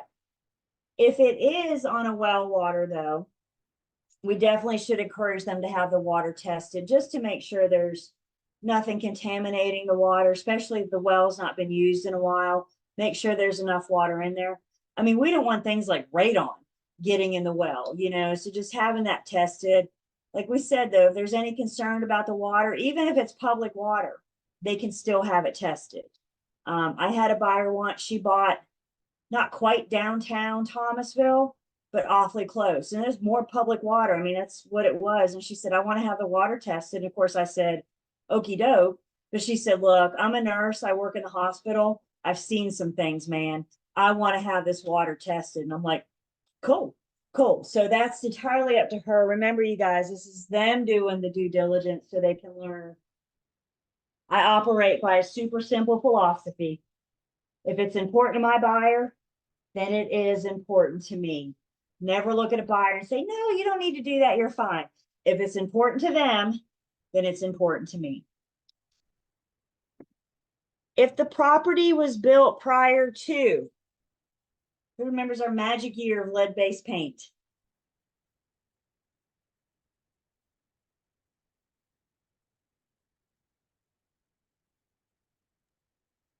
I feel like I want to say 1960. Little earlier. Come up a little bit. Let's see. We'll pull my chat back up. Oh God. Yep, you're close. Add some time to it, Rochelle. It's 1978. So. Okay. 19 and 80. You were just in the wrong decade. So anything built prior to 1978, we should encourage our buyer, not even to have it tested, they're welcome to. But the thing about homes built prior to 1978 is to disclose and educate. The EPA has a handy dandy pamphlet for us, you know, about knowing about the possible dangers of lead in the home. As long as people know how to handle it, how to control it, it should be fine. But we're helping to educate them about it. Understand the lead-based paint addendum does not say your home was built prior to 1978, so it has lead in it. What the addendum says is because your home was built prior to 78, it may have lead in it. Here's the information you need to know to help educate yourself on that. Lead-based paint hazard addendum is another form that we'll look at next week. And understand, because lead poisoning affects children, it affects those little developing organs, those little developing bodies. So the lead-based paint, I got a for sale version of the addendum. I also have a for lease version of the addendum, because don't tenants come with kids as well? So again, it's about educating them about how we can keep our kids safe. We will look at the for sale addendum next week when we look at our forms. Radon. Radon is a gas. It's colorless, it's odorless. Radon is the result of decaying matters in the ground. As things decay, they emit this gas. The gas is looking for cracks in the ground for the gas to escape. And if the crack in the ground happens to be underneath your house, we could have a higher level of radon. So having the buyer check for radon during due diligence. The home inspector, in most cases, our home inspectors can perform a radon test. How they do that is they put their little contraction in the home, the lowest living level of the home, and they leave it there for like 2 or 3 days. And what that contraction does is every hour, it takes like a snapshot of the radon level. And at the end of the 2 to 3 days, it gives us an average. As people come and go, as doors open and close, as the AC kicks on, all that ventilation helps move that radon around. So you may have a higher level at 2 o'clock when everybody's at work, and it might be lower at 5 when everybody comes home. And what we're looking for is the average. Does that make sense? If the average is more than 4.0 picocuries, then a radon mitigation system is recommended. The radon mitigation system, it's like some piping with fans in it, and those fans pull the gas out of the house, pull it up into the atmosphere where it belongs. At least you and I aren't breathing that. If you see a radon mitigation in a home, if you're showing property and you see a radon mitigation system, have a conversation with your buyer about it. And I would even still recommend that they have a radon test, because those fans that pull the air don't last forever. Those fans only last about 5-10 years. So and you can't smell radon, you can't see it, right? So we don't know if the levels are up or not. I was showing property, it's been several years now, and we were at a home in Winston-Salem, and we were in a basement, my buyers and I, and there was a radon mitigation system in the basement. And we talked about it. We stood in front of it and had a conversation about it. I pointed to it and everything, right? Full-blown conversation. My buyers, we went under contract, and my buyers opted to have the radon test, and it came back at like 6 point something. I called the listing agent called the seller called their radon guy came out, and that's exactly what happened. Those little fans had stopped working. Those little fans had given out. So he replaced the fans. We did another test, and now we were down to like 2 point something. So it was all good, but we didn't know if we didn't have it tested. With that being said, any single one of us right now for our own homes, we could do a self radon test. So they sell those at like Lowe's or Home Depot. Yeah, Home Depot. We could go get one. Radon guys say that they're a good place to start. They're no guarantee. They're not as efficient as the radon tests that they provide, but it gives us a good place to start. It gives us a good idea if it's something we need to look into and address further. So even if your home right now has a radon mitigation system, that's awesome. You may still want to encourage having it. You may still want to consider have it tested every 5 to 10 years or so, just to make sure your radon levels haven't elevated. Julie, if the numbers come close to the 4.0, would you recommend your buyers to get the fans checked, or is the 4.0 giving you cushion? The 4.0 is EPA's recommendation. So they say 3.9 is okay, 4.0 is not. So they give us that fine line in the sand there. You know, 4.0, what's the difference in a 10th of a picocary? I don't know. I don't know. But, you know, if it came in at 3.9, I would tell my buyers 4.0 is the danger level. You're awful close. Let's investigate this. Let's look into this, you know, help get them that information, Rachel. And I think that's the best advice, is help educate them a little bit further. The EPA website for any environmental issue is almost always a great place to start. Yeah, I wouldn't trust anything even in like the mid to high threes, like without. That's you, Dakota. This is me. But remember, I'm not the one buying the house. So all I can do is say, where's the max? This is at 3.9. How do you feel about that? Yeah. Is there a like a map that kind of shows you areas, just like a flood zone map? Are they like a radon zone map? There is. But here's the deal with radon, it's everywhere. Yeah. You could have a low level of radon and your next door neighbor could have a high level, right? So it doesn't really, as far as the map goes, radon is more common in the mountains than it is at the coast, because the ground's different. You know, in the mountains that are on the coast, we got sand, and the radon can kind of work around the sand, the soft ground.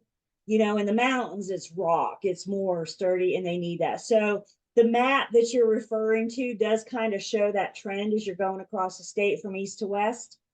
I don't know why, but for some reason, Winston-Salem is known as being like a hotbed for radon. So when you get into Winston, you may be dealing with radon more than if you were like at High Point or something. Yeah. I don't even know what the map or how to find the map. I haven't really looked into it, but I thought I had heard something like that. The map I have, we actually got a CE class, and it's been a while now. It was like 2017, 2018. I'll try to remember to pull it up on break in a minute. But it's an older map, but again, they talked about it 1 year CE, and it's purple, so it's pretty. And I was like, oh, look at this map. But it kind of shows, like you said, it's heavier in the west of the state than it is down east. But anybody can be susceptible to it because there's decaying matters under the ground all across the state. It's just a matter of where that radon can go to escape. You know, ventilation is huge. If you got a vacant property, you know, homes are meant to breathe. They're meant to have doors open and close and AC and heating units kick on, right?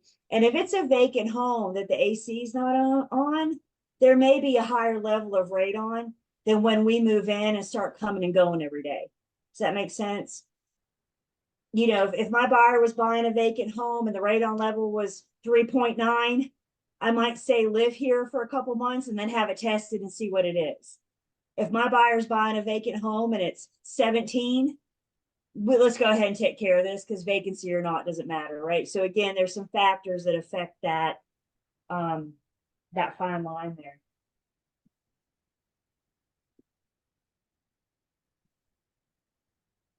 New construction. We're building our houses today. They're so tightly sealed. We don't have drafts. We don't have anything. And you know what else that does? It seals in the radon. It doesn't have anywhere to go.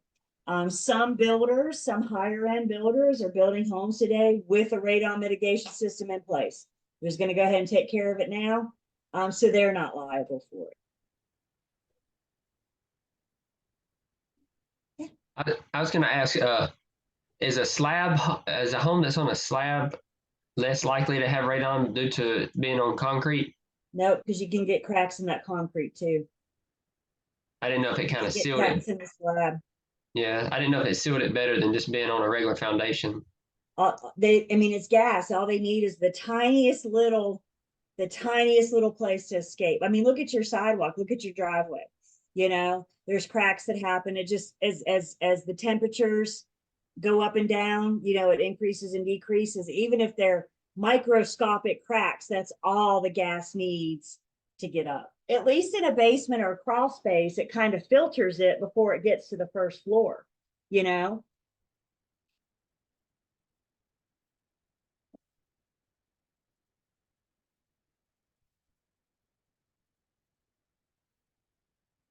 Asbestos, maybe something buyers want to consider. Asbestos was a building product that we used until 1978. So that's convenient that that year is the same for lead-based paint, asbestos. If the buyer's purchasing a property that was built prior to 78 and they're wanting to do major renovations or demolition, then we want to talk to them about asbestos and make sure that they're having that investigated as well. Asbestos is an insulation. It was once upon a time ago used to like wrap pipes and stuff to help keep them warm so they didn't get too cold in the winter and freeze. The problem with asbestos is when it becomes friable. When it becomes friable, the little particles break down. Those particles get in the air. You and I breathe the air, and those particles get into our lungs. If asbestos is intact, it's fine, no problem. But if it's friable, now we got the issue. And if your buyer's going to buy and do renovations, there's a good chance that they could disrupt the asbestos. So it would have to be handled by an asbestos professional. Again, start with the EPA's website to find somebody to come take care of it. I remember I was teaching this class when it was pre-COVID. It's been a long time.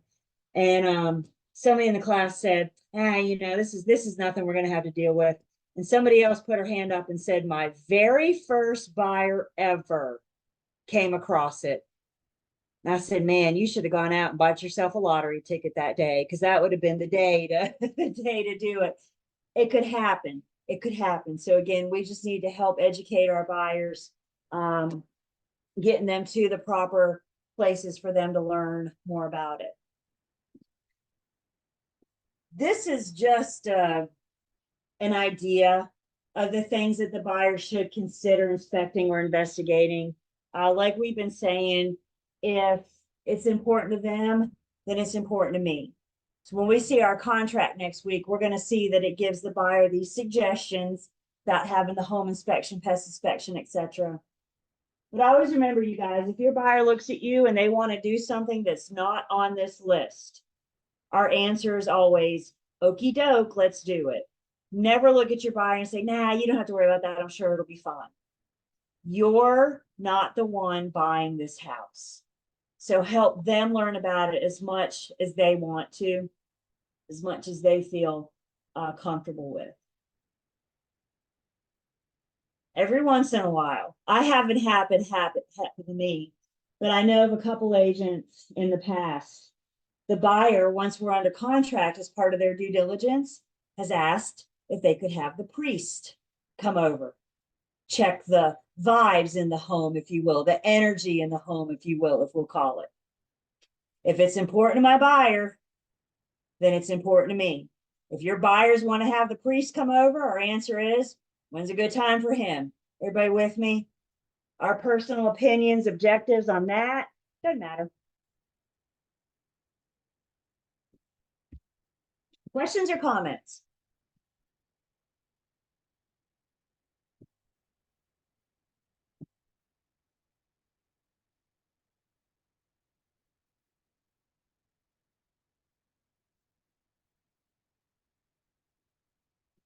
So your buyer's done all these inspections and investigations, and they learned as much about the property as they possibly could.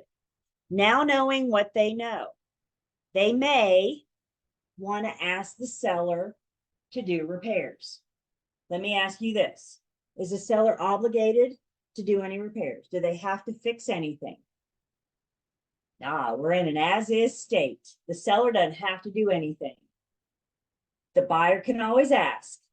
The worst the seller can say is, no, I'm not doing it. If the seller agrees to do any of the repairs or all of the repairs, we have to have those repairs agreed on in writing and signed while we're still in due diligence.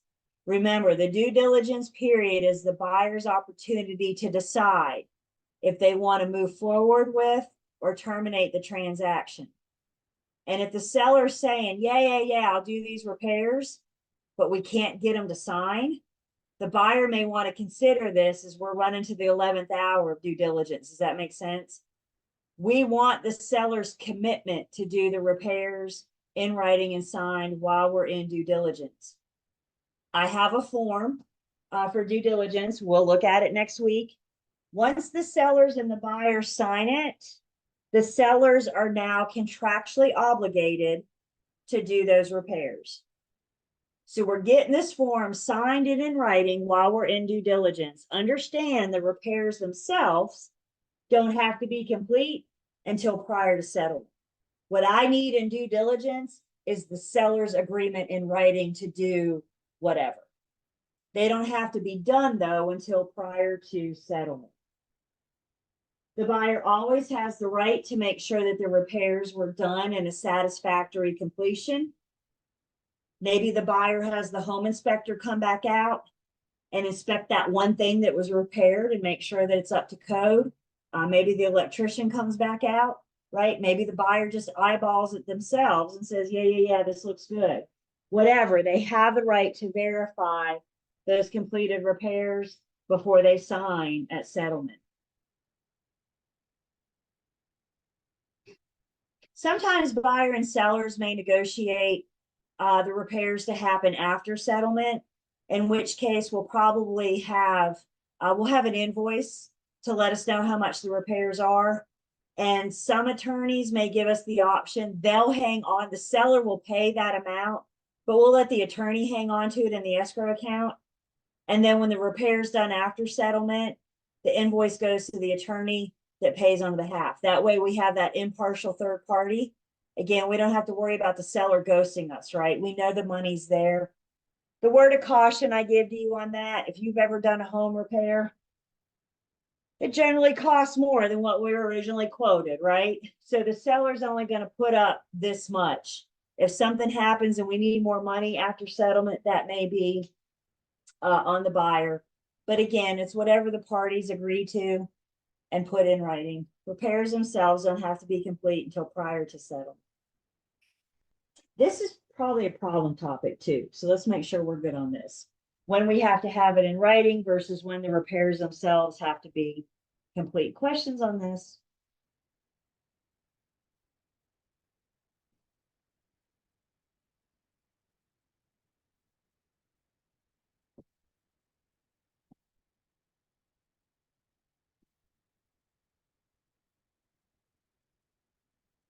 Still doing due diligence. We mentioned this, but just to say it again, in due diligence, if it's in an HOA, we want to help our buyers get their hands on those covenants, bylaws, articles of incorporation, all the paperwork, the documents of the HOA. We can help our buyer get the forms. Most of these are going to be on public records. Maybe the seller makes it available to us. Maybe we can find it in MLS. My job is to help the buyer get the information on the HOA. I cannot interpret covenants. Interpreting covenants is a legal thing. So we hand those to our buyers and say, here are these covenants. And the buyer says, well, what does that mean? We either need to get them to an attorney or to the HOA to make sure they're explaining or answering their questions. Of course, zoning, again, during due diligence, especially if your buyer has a specific end use. Maybe they want to run a daycare out of their home. Is that okay?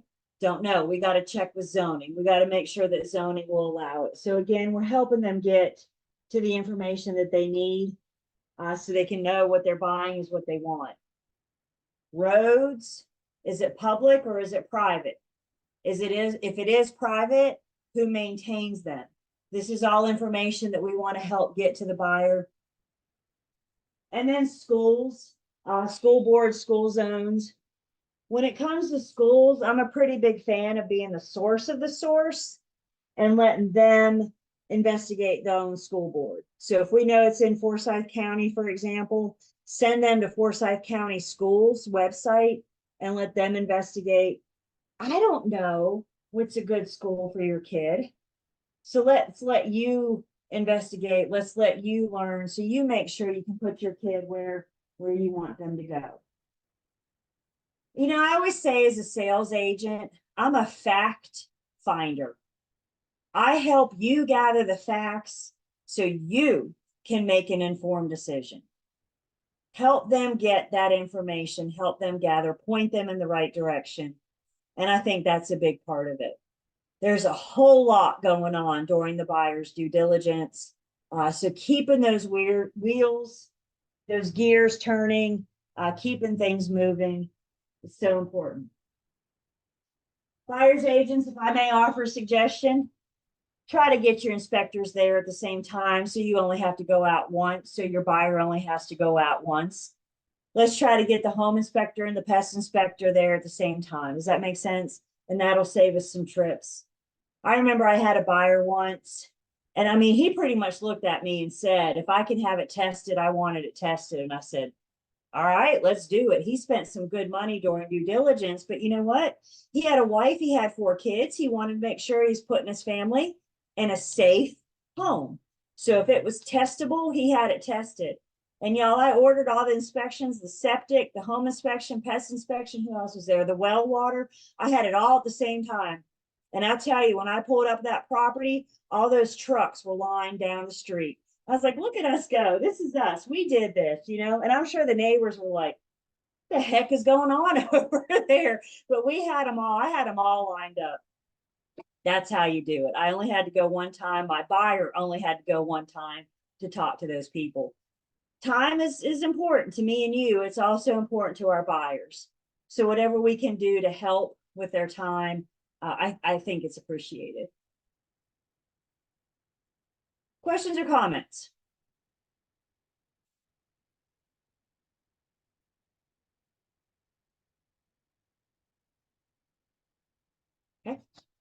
Let's take 10. We come back, still more to say about due diligence. We are still contract to closing. So let's take a break.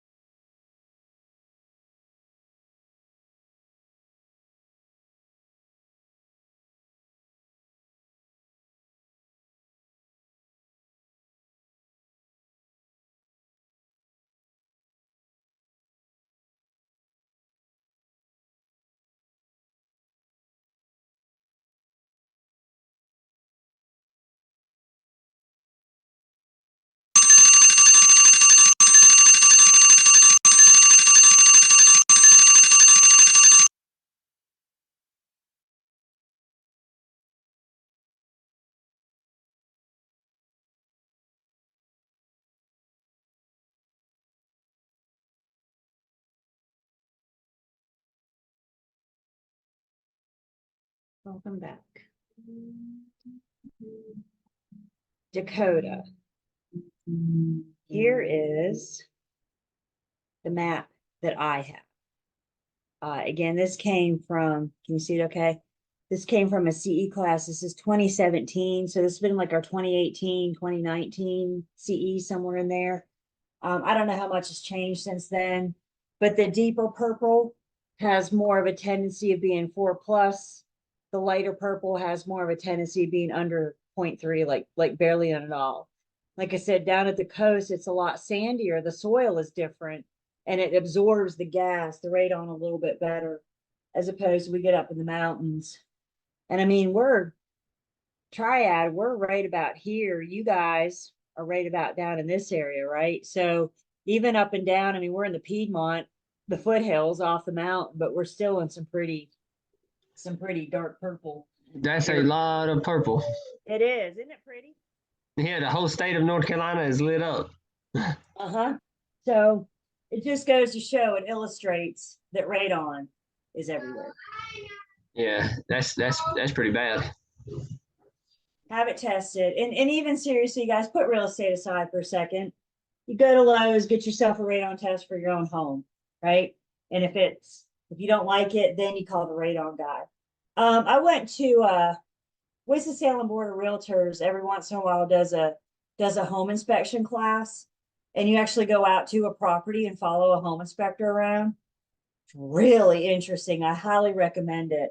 And I was able to do that. It might have even been last summer, but they had the radon guy set up with a table in the front yard showing us his contraction, and he talked about the one that you could get at Lowe's, and he was like, I'm not against it. It's not as good as this, but it, again, at least kind of gets you started. So I figure if the radon guy said that, then, that's kind of good enough for me. But just so you have that idea.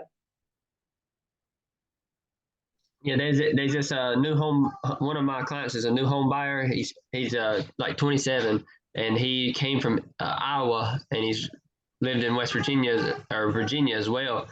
I think he said radon was bad in Iowa, maybe, or Virginia, one of those two. And he said that his friend, he remembers his friend's house having one of the what is that test? What is it called again? The mitigation. The what? I can't hear you. Mitigation. Yeah, the mitigation systems. His friend had one, and then he was talking about. He said he didn't really feel like he needed one, and I said, I couldn't tell you not to do it. I said, that's totally your choice, but I would recommend you doing it just to be safe. So it's always better to be safe than sorry. That's right. And so he went ahead and said okay, and he selected to go with it.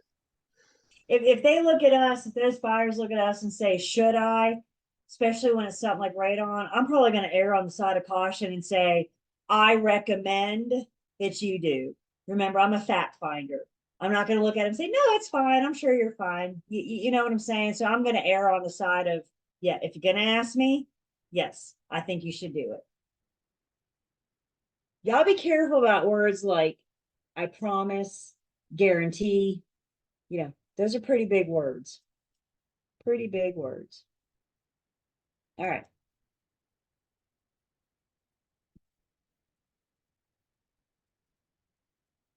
Let's talk a little bit about the attorney, specifically their part with the title search. Hey, Julie. Yeah. I might have to step away for just a little bit here at around 8:35, 8:45ish. I'm trying to get my son situated. He's got EOGs tomorrow. Oh, gotcha. Yeah, but I'm not going to be going long, maybe 10, 15 minutes. Okay. Just let me know in the chat when you leave, and then let me know when you come back. So we'll have that. We'll have our records. That'd be good. Yeah, I got you. Like I said, I'm not going to try to miss too much time. I just got to get everything situated. Sure. Understood. Okay, so title search, the closing attorney. This is probably one of their biggest responsibilities.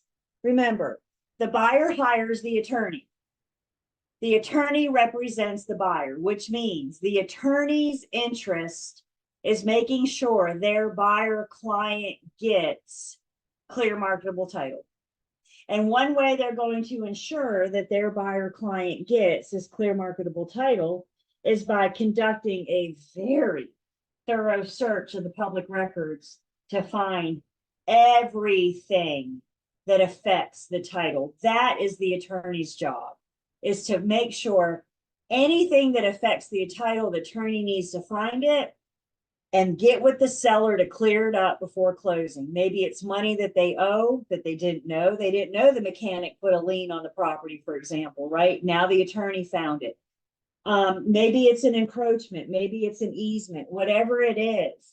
The attorney's job is to get with the seller to get that cleared up so the seller can hand the buyer that clear marketable title. If it's something that the attorney and the seller can't clear up, if it's a legality thing, then the attorney and the seller may go stand in front of a judge and ask the judge to get involved. Maybe they need to quiet the title. If they're quieting the title, they're resolving whatever issue they need to, so we can have that quiet title. So the attorney's title search is of the public records, which technically means anybody can access this information, right? You and I could go out there right now and find this information. You and I don't know what it is that we're finding. We don't know what it is that we're looking for. We don't know what to do with it when we do find it. And that's why we have the attorney. So what are some examples of things that the attorney might find on record or on the title search? Well, we're looking for that good record of title. We want to make sure that the chain of conveyances links up. Give me a second to make sure I get this right. The attorney is making sure that the grantor on this deed matches the grantee on the previous deed. And the grantor on the previous deed matches the grantee on the previous deed. We want to make sure that those conveyances link up, that the person that is trying to sell you this home is the one that can, is the one that is able to. If there's any kinks in the chain, that's the kind of thing that the attorney will get with the seller to straighten up. Encumbrances, anything that encumbers the property. Remember, an encumbrance is just anything that affects the title. Encumbrances aren't good, they're not bad, they're just something that affect the title. Quite frankly, I don't know many properties that don't have some type of encumbrance.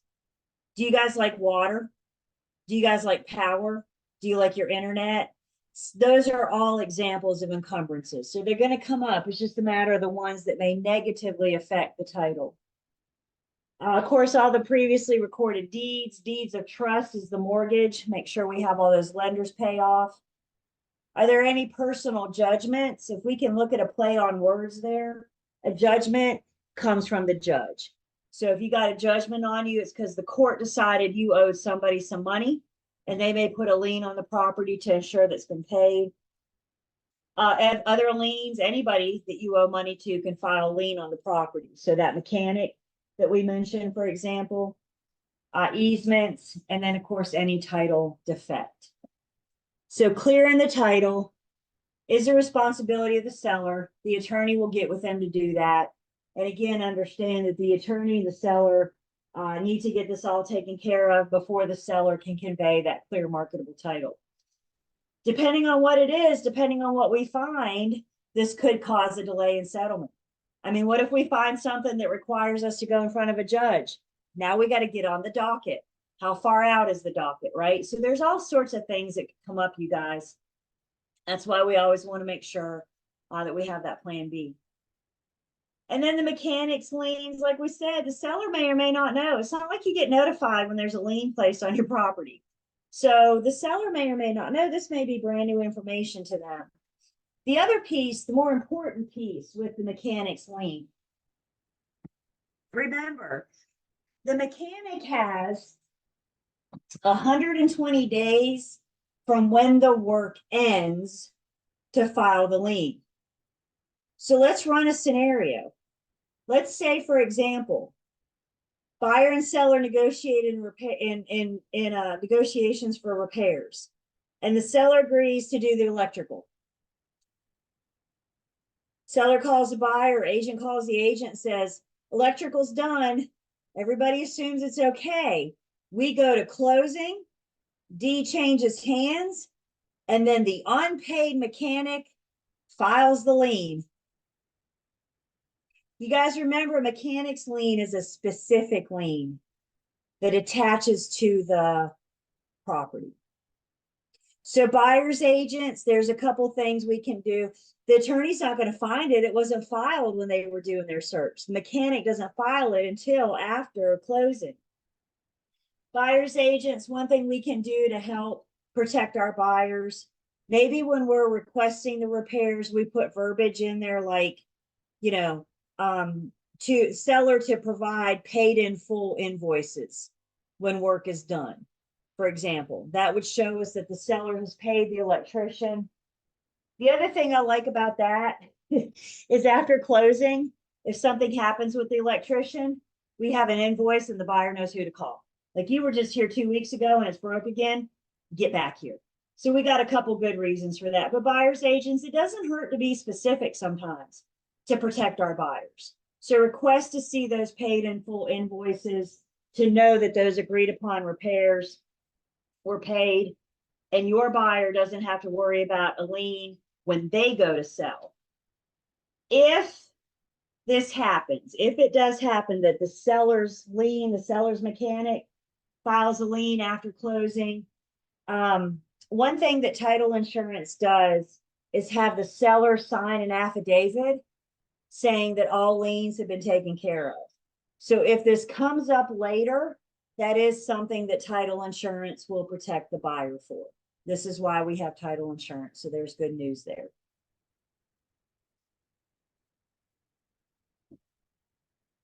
We've talked about leases. We know the buyers to honor any existing leases. We want to encourage the buyer to review that information during due diligence. Again, we'll see this specifically when we look at our forms next week.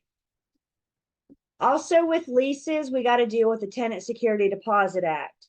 Right now, the seller has a security deposit, but when that tenant changes hands, we need to get the security deposit to change hands as well.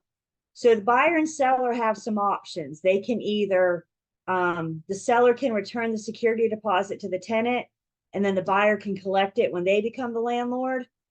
Too much work, isn't it? We might also have the attorney transfer that from the seller's trust account to the buyer's trust account. So that could all happen. You know, we're going to have the attorney draft up a new lease anyway with the exact same terms, just changing the name of the landlord. So I think the easier method is to have the attorney transfer those funds from one account to the other. So nobody has to touch it. Like we said, the fewer people that touch money, the safer it is.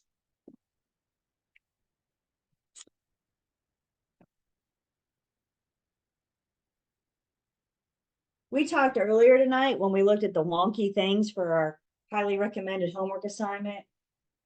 If the listing firm is holding the earnest money, at some point prior to settlement, we got to get that earnest money to the closing attorney. Understand, if it's at the closing attorney, it's already there and we don't need to do anything. This scenario is only if the listing firm or the buyer's firm, the real estate firm, has the earnest money. And there's some trust account commission rules. And one of those commission rules regarding the trust account is that the real estate firm can't release the earnest money to the closing attorney no earlier than 10 days prior to settlement. And how they release that funds, one of two ways. This is what we were talking about earlier.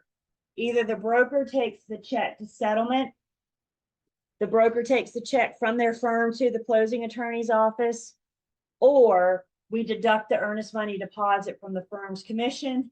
And that was the wonky scenario that we looked at earlier. So I don't know if this explanation, seeing it, these words, but again, it's going to be up to the firm how they want to handle this. Either I'm going to write you a check and let you take it to the attorneys, or you're just going to bring me your commission is going to be whatever agreed upon amount minus the earnest money deposit.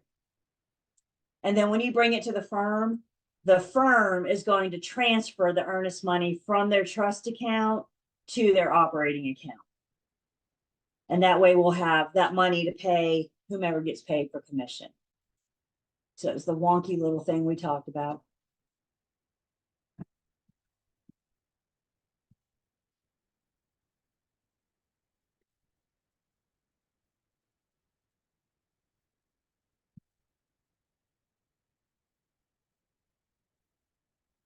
Closer and closer to closing.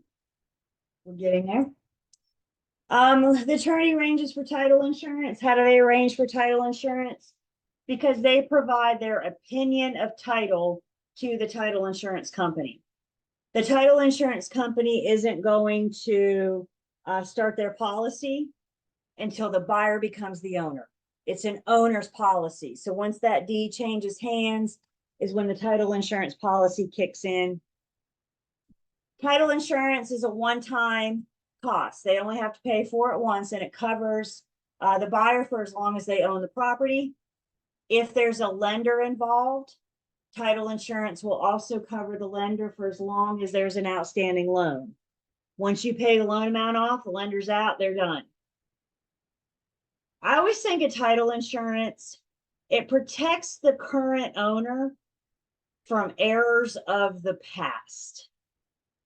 It protects the current owner for anything that could affect the title that might come up from before you owned it.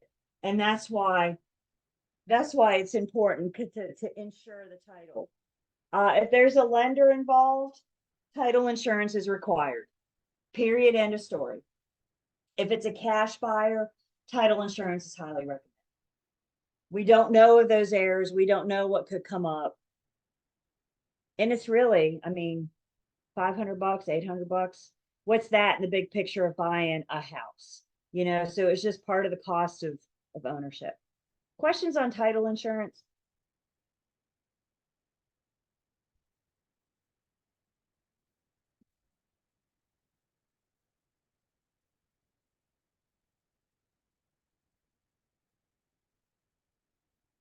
Brokers. We're getting closer and closer to closing. As we discussed, once we review that final closing disclosure, the final closing disclosure from the closing attorney, then we're going to let our buyer know how much to the penny that they're going to bring to settlement. Buyer's got to bring readily available funds. So we either need to have them go to the bank and get a cashier's check or do a wire transfer. They're not going to be able to bring a personal check to settlement. We don't want to delay closing waiting on the check to clear the bank.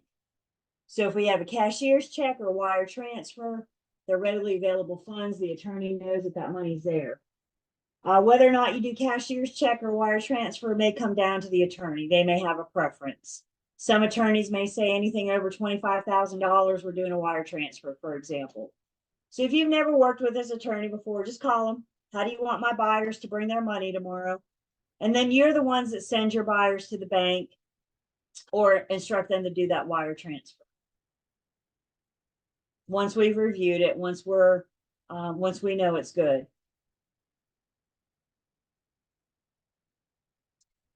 So we go to settlement. Buyer and seller go to settlement. Agents, we're going to go with them. Everybody signs their paperwork. Buyers sign there with the attorney for the most part.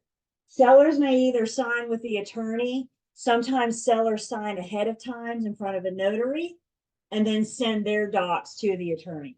It's been my experience that some sellers, by the time we get here, they're over it. Other sellers want to see this thing to the very end.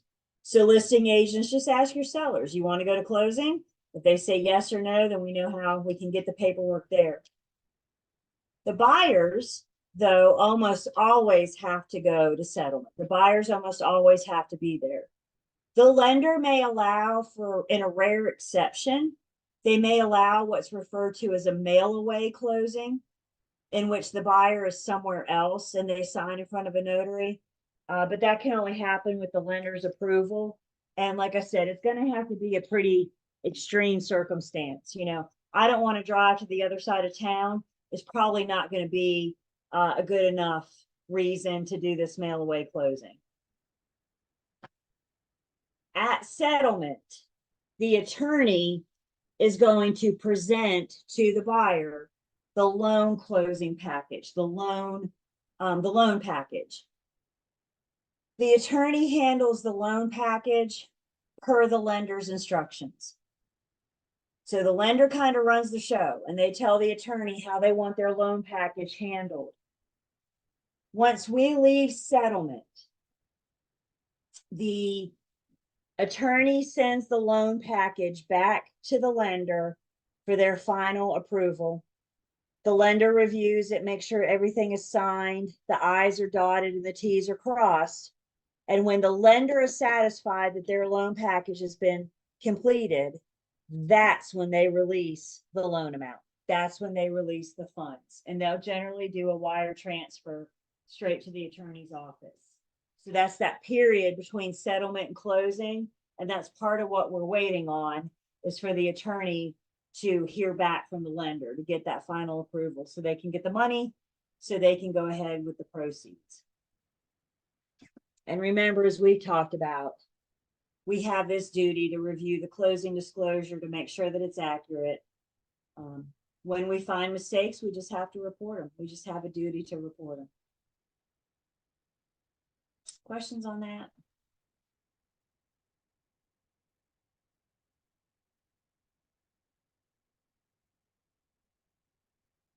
I had an agent once. They went to settlement. Evidently, the papers were sticking together. I don't know, but they missed a signature. Went back to the lender. The lender said, "You're missing a signature. We had to get the buyers back." I don't know where they were, but they were far enough away that everybody had to wait to get the buyers back. So you may want to tell your buyers not to go too far, just in case. Things happen, you guys, just in case.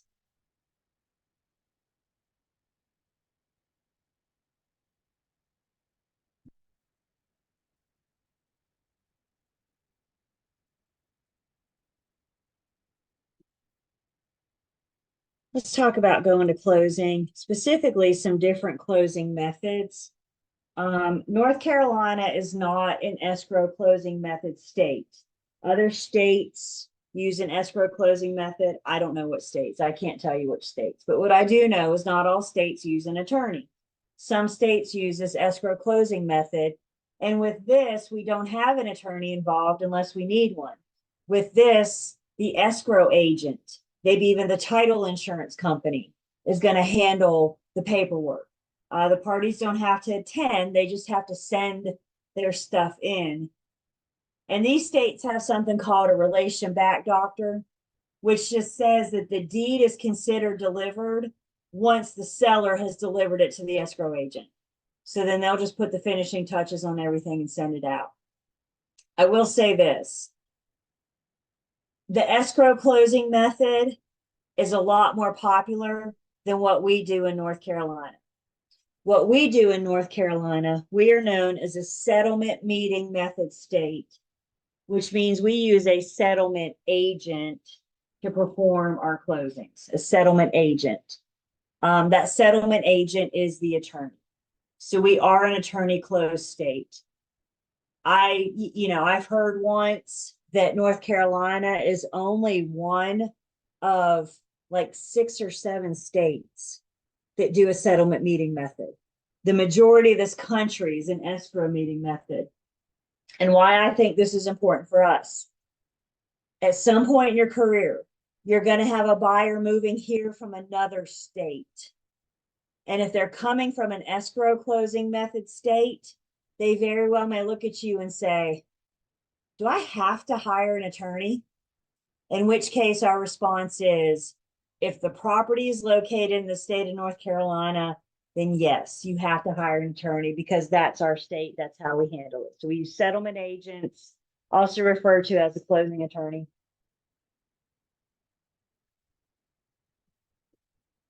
And in North Carolina, yeah, we have lawyers, but we also have non-lawyers. Non-lawyers are also referred to as our paralegals. And the non-lawyers and the paralegals, there's quite a bit that they can do to assist the attorney through the transaction. In some cases, you guys, brokers, we don't have communication with the attorney until we're sitting at the settlement table. In some cases, our relationship is with the paralegal that's working for the attorney. It might depend on the firm, how big the firm is. So we're going to deal quite a bit with the paralegals, and there's quite a bit that they can do on behalf of their attorney employer. So they can present and identify documents. They can show parties where to sign. I always think of, I might be showing my age, But do you guys remember back in the day when we were using paper before we had this fancy computer thing? And you would hand somebody a stack of paper to sign stuff, and you had those stupid little tabs on everything that said sign here, sign here, sign here. That's what you guys remember those little tabs? That's what I no. See, I'm showing my age. That's what I that's what I always think of, where the paralegal showing the parties where to sign. Sign here, sign here. Closing is still one thing that a wet signature is required for the most part. We might see that turn to e-signatures one day, but for the most part today, we need an actual pen on paper signature. So they're showing the parties where to sign, they're showing them documentation. Only lawyers can interpret the docs. So again, the non-lawyer's job is to say, this is what this document is, sign here. If the parties have questions, then we may need to get the attorney into the room to answer those questions. The non-lawyer, the paralegals, can receive and disperse closing funds. They are allowed to pay everybody after closing from the proceeds of the sale. So they can write a check for our brokerage services. They can write a check to the lender, to the home inspector, to the surveyor, to all those people that are standing there waiting on closing to get paid. So they can receive and disperse, take money in, send money out. And their number one responsibility, even though they're paralegal and they're working directly with the attorney, they're still not an attorney. So they always have to avoid performing any lawful practice of law. They've got to know their line in the sand to know what they can do and what they can't do. Unlawful practice of law, the attorney's job, the paralegal can't do. The paralegal cannot offer their opinion of title. They can't explain the legalities of anything. They can't advise parties how to take title. And they can't draft legal documents. This list look pretty similar. This applies to us as well. I can't offer my opinion. I can't talk about the legalities. I can't tell you to go joint Tennessee or Tennessee in common. That's the attorney's job.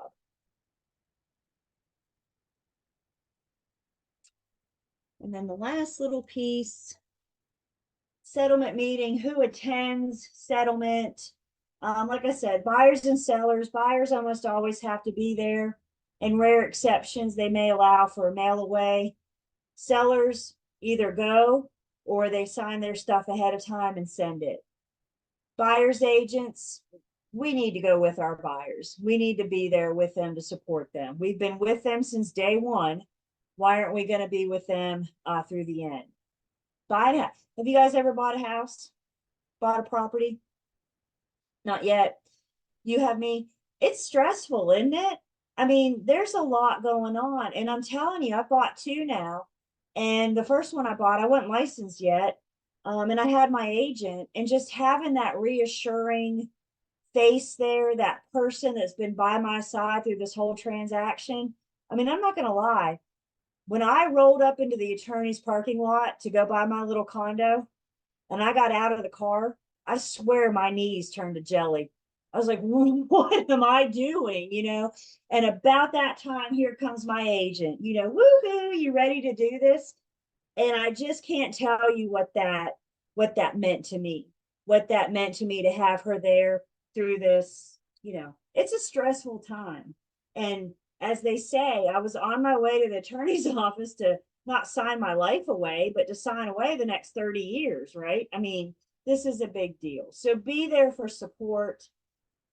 Be there for, you know, answer any questions. If something comes up, we can bippity boop and pull up the sales contract, for example. You know, buyer's agents, be there. Listing agents, if your seller goes to settlement, let's be there with them. Otherwise, listing agents, we need to take the paperwork and access to the property, maybe drop the key off at the attorney's office, and then just be available should something come up. You might have, if your buyer's going with a local lender, the lender may come to settlement as well. Again, just to be there for support, just to answer any questions if something comes up about the loan. And then with settlement meeting, the location doesn't matter. Typically, Settlement happens at the attorney's office. I've attended settlement that's happened at the conference room at the real estate firm. We used to have an attorney in Greensboro. I'm not sure if she's still around or not, but we had an attorney in Greensboro that worked from home. Even pre-COVID, she worked from home. And settlement happened at her dining room table. So where settlement happens doesn't matter, just as long as the attorney drafted up the paperwork and the buyer and the seller are there. Reviewing the document. So again, the attorney's they come in. You remember did you feel like you had a stack of papers plopped down in front of you? It looked like they put a ream of paper in front of you, didn't it? I always tell my buyers to get your signing hand warmed up, because that's pretty much all you're doing for 45 minutes straight is signing. So stretch those muscles, get that warmed up. But the attorney's they're not going to sit there and read the forms to the buyer, but they're going to give you a quick, this is what this form means. This is what this form is about. Always encourage your buyers at any time during settlement, if they have questions, to stop the attorney and ask before they sign. Because once they sign, it's a done deal. We have something called the North Carolina Good Funds Settlement Act. This is what says that nobody is getting paid until this thing closes. So agents, don't expect to get your check at settlement. We typically go back. Maybe you want to have it mailed to your firm. Maybe you want to go back, however you want to work that. Your firm may have a policy about that. But don't expect to get your check at settlement. Nobody gets paid until it closes, until that deed changes hands. Again, once you've worked with this attorney a couple of times, you kind of know how they operate. Some attorneys record, a couple batches throughout the day. Some attorneys wait till the end of the day and record everything. They're all a little bit different. It's okay to ask, just don't expect to be paid while you're sitting right there. And then after settlement, after you and I leave the attorney's office, our buyer and seller leaves the attorney's office. That's when the attorney does any final title updates, offers their opinion of title. They record the deed. They record the lender's deed of trust. Once that deed is recorded, that they can disperse the funds. That's when you and I get paid. That's when the lender, home inspector, etc., seller, that's when they get paid. The other thing on here, tax reporting requirements, income tax reporting requirements. The seller may have to report the sale of their property to the IRS for this year's taxes. Most attorneys will send that in on their behalf. Not saying we don't trust the seller not to do it themselves, but sometimes people forget, sometimes they don't know. What is your seller going to be subject to for taxes for selling their home this year? I have no idea. They need to talk to their accountant. So make sure we stay in our lane and we're not giving that advice. But they may have to deal with, something for taxes this year. And the attorney will report that to the IRS. Congratulations, folks. We just blew through the contract to closing process in what? 2 hours. Maybe not that long. Like I said, hear me when I say it is a process. There's a lot going on. Agents, we need to know what's going on. We need to stay on top of this stuff. Utilize your calendars. We got to keep up with these due diligence dates and these settlement dates and the dates of the home inspection and da da da da da. So utilize your calendars. If you're not color coding your calendar yet, that's something. Mine's really pretty. All the colors and everything I have on it. But it helps keep me separate, keeps me know where I'm supposed to be and when. And especially to show up for our buyers and sellers to know those dates. Buyers aren't going to call you and say, hey, DDP's up tomorrow. They don't know that. That's something that we're going to have to keep our eye on and make sure we're working against that crucial timeline. What questions do I have? Anything on the contract to closing process?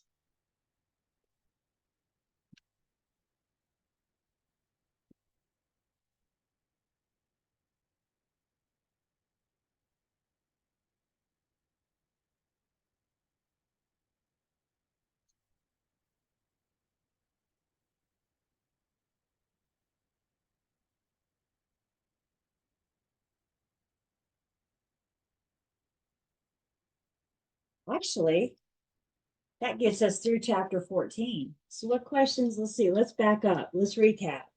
In chapter 14, we went through contract to closing. We talked about due diligence. We talked about RESPA and TRID. And then the star of chapter 14 is that closing disclosure. A lot going on in 14.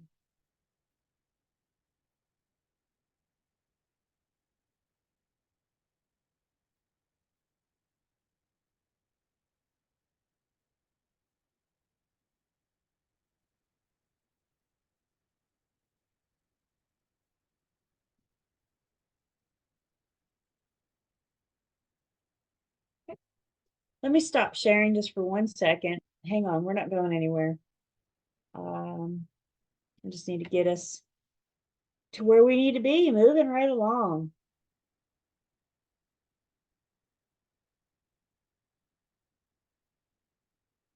So we are going to go back now. You'll remember the other day we skipped 11, shuffled around a bit, and skipped 11. So we can get through 14, specifically the math in 14. And now that we've been through that, we're going to go back, pick up Unit 11. Unit 11 is our real estate sales contract preparations. We talked about basic contract law back in unit or chapter 10. So now in 11, we're going to get specific to North Carolina. We're going to get specific to how we handle things here. As mentioned, the star of chapter 11 is the offer to purchase and contract. I'm not sure I really want to start that tonight, just because it's later and it's a long. So we'll plan on doing that Monday next week. But we can talk about the sales contract preparations, etc., to get us ready for that contract. Next week's a big forms week, you guys, because in addition to the contract, we got to look at some more commonly used addendum and a couple amendments. So we're going to actually look at our forms and talk about those. So what are we doing in chapter 11? Talking about these sales contract preparations. We're going to do a detailed review of the most commonly used offer to purchase and contract we have, which is standard form 2T. No, 2T is not the only offer to purchase and contract that we have. We also have an offer to purchase and contract for other scenarios, such as vacant land, new construction, that kind of thing. So we'll talk about the difference in the offer to purchase and contracts we have. And then, like I said, we're going to look at the more commonly used North Carolina Association of Realtor addenda. We're not looking at all of them, but we're going to look at the more commonly used ones and talk about some of those addenda and amendments. So our sales contract preparations. We are expected as brokers to act competently when we are preparing these contracts on behalf of the buyer and the seller. You and I are the ones filling the blanks in. You and I are the ones that are putting the buyer and seller. We're legally binding the two together by putting them into the sales contract. And we have a duty, there's an expectation that we perform this competently. Who can remind me? Let's talk about old car for a second. And who can remind me what the R in old car stands for? What's that R in old car?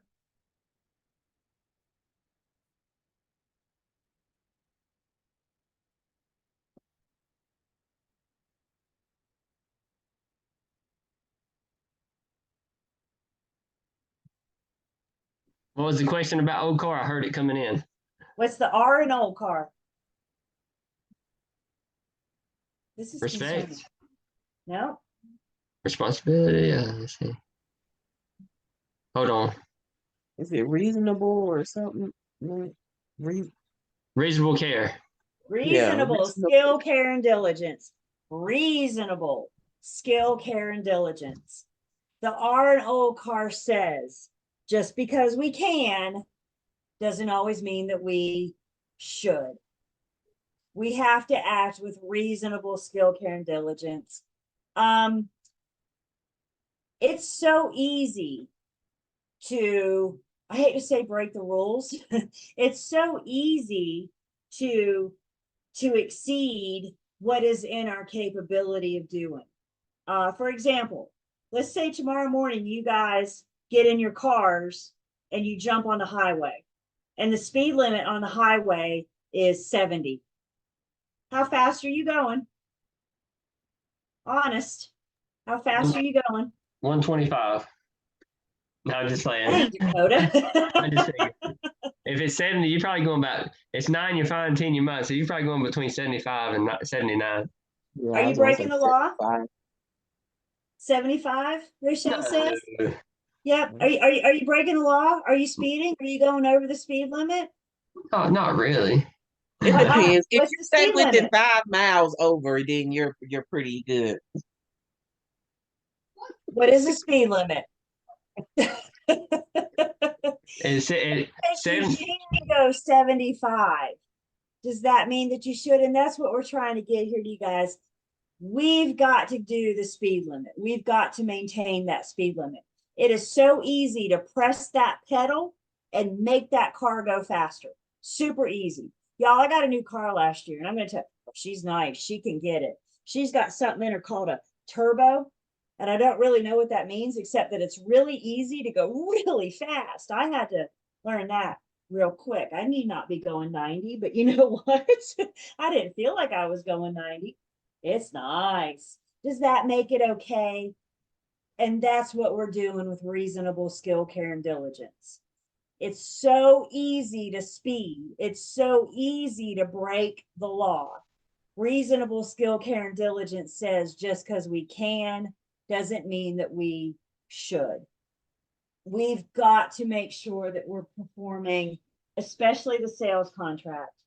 I'm going to say something. You may have a different opinion. I totally get it.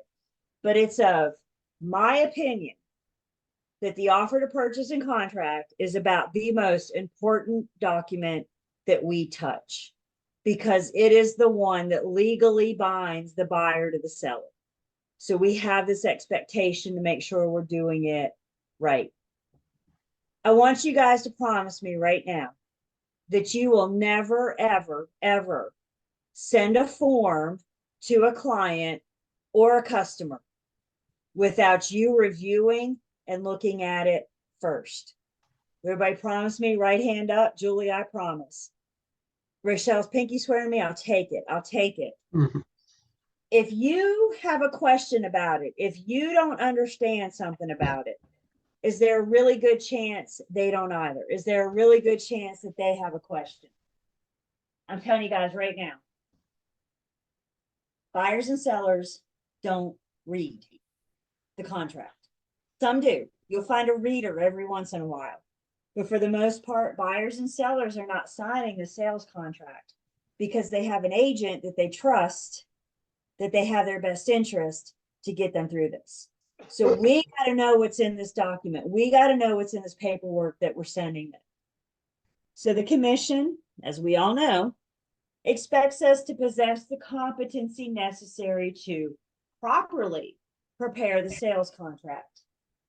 This is what the big part of this chapter is.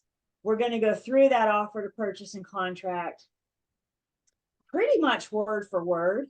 So we make sure that we have this understanding, we have this knowledge, we know what is in the contract. So we can explain it to our buyers and sellers. When in doubt, find out. If you have questions, find out. In addition to understanding the contract, we also need to understand the standard provisions of any other pre-printed form we might use. So any other addenda or an amendment that may come with the contract. Again, we're reading it before we send it to our clients to make sure we have a clear understanding of it. And then making sure that all the points of the agreement are in the final written contract. Remember in chapter 10, we talked about the parole evidence rule. And the parole evidence rule says the final written word of the contract will prevail.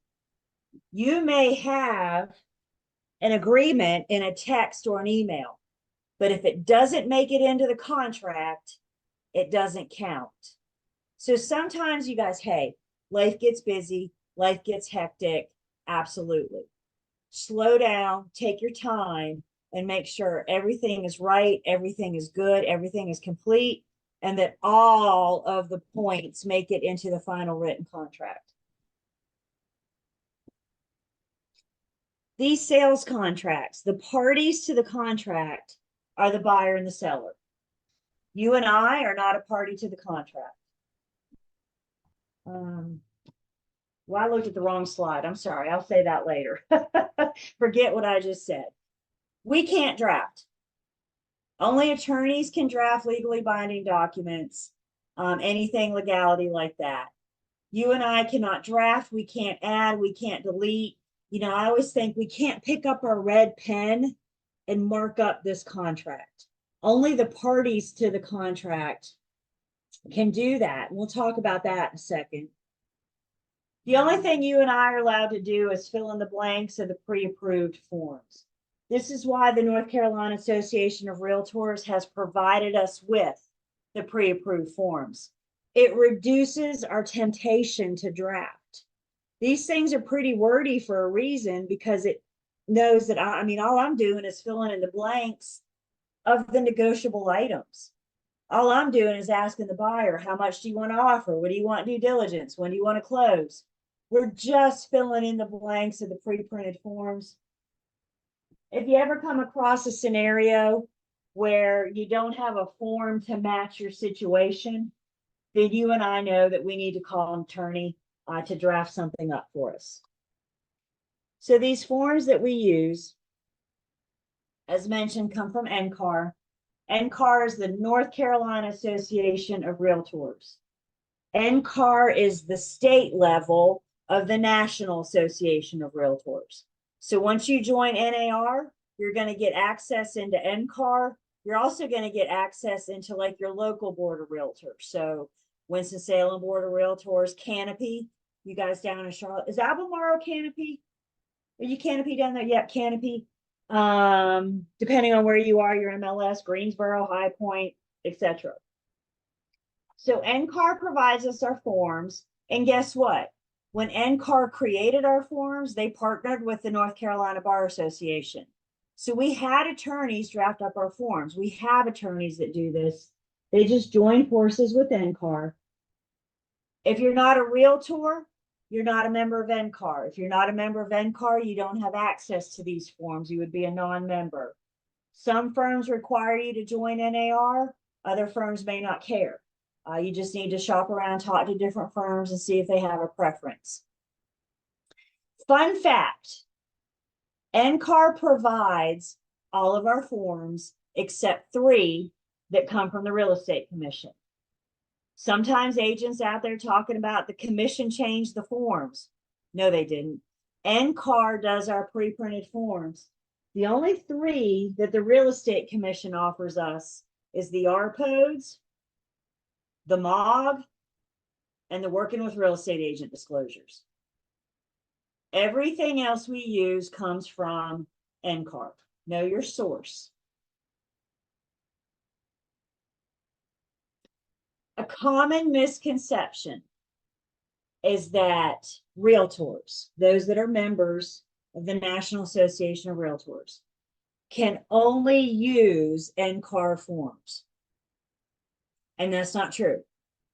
The truth is realtors can use any pre-printed form as long as it was drafted by an attorney and it meets specific requirements of Commission Rule 58A.0112. And what Commission Rule 58A.0112 gives us is 19 separate issues, provisions, if you will, that the buyer and the seller have to agree on. All 19 of their issues, not important what the 19 are, unless you're having an attorney draft up a sales contract. Then you need to refer to Commission Rule 58A.0112 and make sure that the attorney you're using to draft this uses that follows the commission rule and provides those 19 different things. The forms that we use are in compliance. They follow Commission Rule 58A.0112. You know, a good example of this, some builders have their own forms. So if you're taking your buyer to a model home or a new construction, they may present you with their own sales contracts. Guys, it's okay to use those. Just make sure you look it over, make sure you review it on behalf of your client. And again, if you have any questions, we owe it to them to make sure that it gets addressed, to make sure that it gets handled. Again, please don't ever think that NCAR forms are the only ones that we're allowed to use. Realtors can use anything as long as it complies with this commission rule.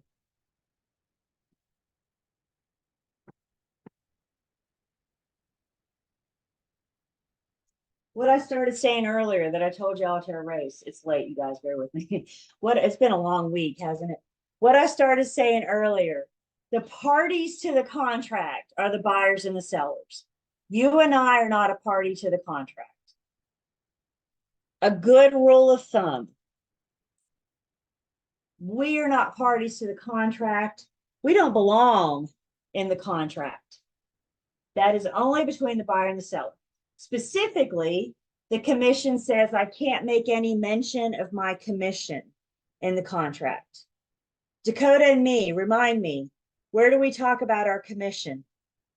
Where do we agree to our commission with our buyers and sellers? Y'all weren't done with 301 yet. It's the buyer agency, the exclusive agency agreement.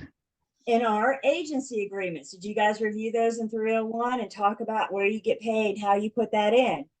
Our agency agreements are where we discuss our commission. You guys may or may not be aware of the NAR settlement thing going down. I encourage you to, I'm not going to spend a lot of time in class talking about it because that settlement is still pending. And while everybody has an idea of what might happen when that passes, we don't know for sure. And instead of taking our time together to speculate, I don't want to get into it. But one thing I do want to say is that how the buyer's agent gets paid could change depending on the settlement.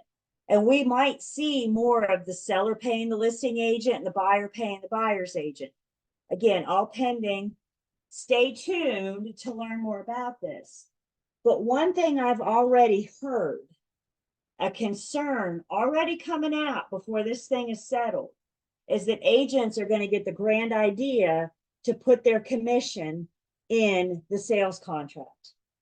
What if the buyer and the seller negotiate? What if the seller agrees to pay the buyer's agent's commission? That's an agreement between the buyer and the seller. And all agreements between buyer and seller go into the sales contract. So wouldn't we put it there? No, I can't have any mention of myself. NCAR has a it's called like disbursement of commission. They have a form. There's a form for that the buyer and the seller can use to agree on how I'm going to get paid if that's part of the negotiations. That makes sense? What I want you guys to hear me say right now, if this settlement goes the way everybody's expecting it to, us negotiating our commission may change. That may look a little different. Never put your commission in the sales contract. Use an outside agency agreement or an outside commission agreement if that's what the buyer and the seller agree to. Everybody good with that? We don't belong in the contract, even if NAR changes things up for us a little bit. The other specific prohibited provision, I can't have any liability disclaimer for my actions or non-actions. I can't put anything in there to try to protect myself. Let's say, for example, your buyer waives the pest inspection. You say, really? It's only like $65. Are you sure? No, I'm going to save some money. I'm not going to do the pest inspection. All right. I can't slip that in the contract, buyer waived pest inspection, to try to protect myself. I got a form for that. I think we mentioned this earlier this week. We can use a form called the professional services disclosure that allows the buyer and seller to go through and select or waive different services. So if they waive the home inspection or the pest inspection, they created a form for us to use. As mentioned, the PSD is not on our list of forms to go over in this class. However, I'm such a fan of it. If we have time next week, I really would like to look at it so we can talk briefly about it. You're not going to be tested, but it's like our form. It's there to protect us. So I think it's worth mentioning on going over. So we'll try to cover that. Again, big picture. You and I don't belong in the sales contract. It's only between the parties, the buyer and the seller. You and I can't draft, but the parties to the contract can. Buyer and seller can alter, amend, delete. They can add, they can cross stuff out, they can write in because it's their contract, because they're a party. As their agent, when we see them picking up their red pen and start talking about, I'm going to fix this, the best thing we can do is advise them to talk to an attorney. I always think of like the domino effect. If the buyer and the seller, let's say they add or delete a provision on page 1, I don't know how that's going to affect future provisions in the contract. Only attorney can understand that. So if we cross this out, what does that mean? How does that affect the other terms of the contract? Again, just because they can doesn't necessarily mean that they should. This is so important that we understand this. Buyers and sellers ask on the regular, can't you just add this? Can't you just delete that? Y'all, they don't know. It's not their job to know my job. It's my job to know my job. They're going to ask. I'm a lot cheaper than an attorney. So they're going to ask. And we need to know how to respond to that. Only parties can alter draft. And it's suggested that you talk to that attorney. So you know what you're doing. Questions?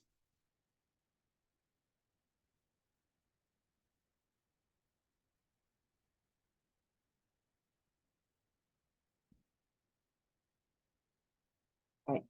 Last break. Let's take 10. Do what you need to do to stay with me for this last hour.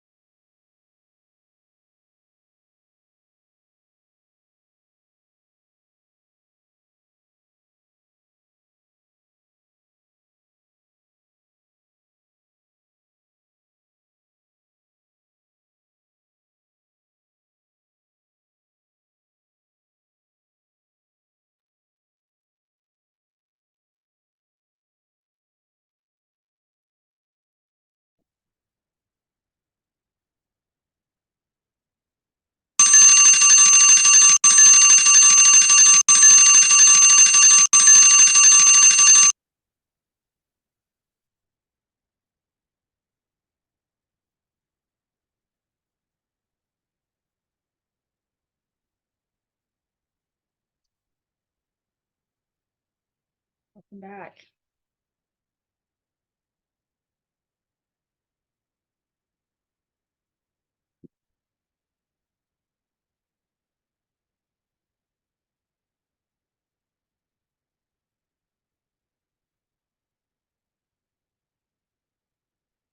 So parties to the contract, can, because they're a party to the contract, but again, our advice is to say, talk to an attorney before you do that, just to make that advice. Okay, talking more and more into these contract procedures. Using these appropriate standard contract forms and addenda, like I said, the whole reason that they're provided to us to use is to give uniformity, and it reduces our temptation to draft. It also keeps things moving along.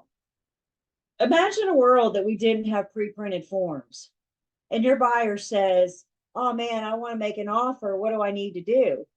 If we didn't have pre-printed forms, we may have to call the attorney's office in the morning and make an appointment for them to draft something up. Does that make sense? So having these forms allows us to kind of keep going. Other states may have, and commercial transactions often use a letter of intent to negotiate. So what the letter of intent says is like, I intend to buy your property for these terms. And we kind of negotiate on that letter of intent. And then once we decide, then we have a contract to sign. So other states may have to do that. Commercial does that. But we are lucky because we have the ability to do that with our NCAR forms. I'm so appreciative of our forms committee. These guys they work hard to make sure that you and I are out there in the field using these forms to best protect our buyers and sellers. I took a class one time. NCAR offers classes as well. So when you get that NCAR membership, log in and poke around and see what all you can find. But I took a class one time through NCAR, and it was on the offer to purchase and contract. It was the navigating. And the lady that taught the class was on the forms committee. What better person to teach me about the offer to purchase and contract than the one that's involved in creating it and evolving it? And I thought, this is the woman I want to take to lunch. I would love to sit down and pick her brain and find out more about that process. But unfortunately, she's in Wilmington, so I'm not going to bump into her that often. But I do think it's very interesting. As mentioned, the one that we use the most often, the one that you and I are going to go over next week, our detailed review, is Standard Form 2T, Offer to Purchase and Contract Standard Form 2T. It's important that we understand, though, that NCAR provides us other Offer to Purchase and Contract forms for other situations. So we have an offer to purchase and contract if we are involved in the sale of vacant lot and land. This is Standard Form 12T. You don't need to know the numbers, but sometimes the numbers help get us there. If the property doesn't have a structure on it and we're just dealing with the dirt, that's the difference in 2T and 12T. 2T has to address a lot of the structure. But if it's vacant land, we don't have that. So vacant lot land 12T will just address the dirt. Do we need to have it? We need to have the perk test. Can it be plumbed? Can it be improved? That kind of thing. We also have offer to purchase and contract for new construction, 800T. I'm going to talk a little bit more about this next week when we look at our addenda. Because when we're dealing with new construction, we pretty much got two choices. We either use 800T or we use 2T with a new construction addenda.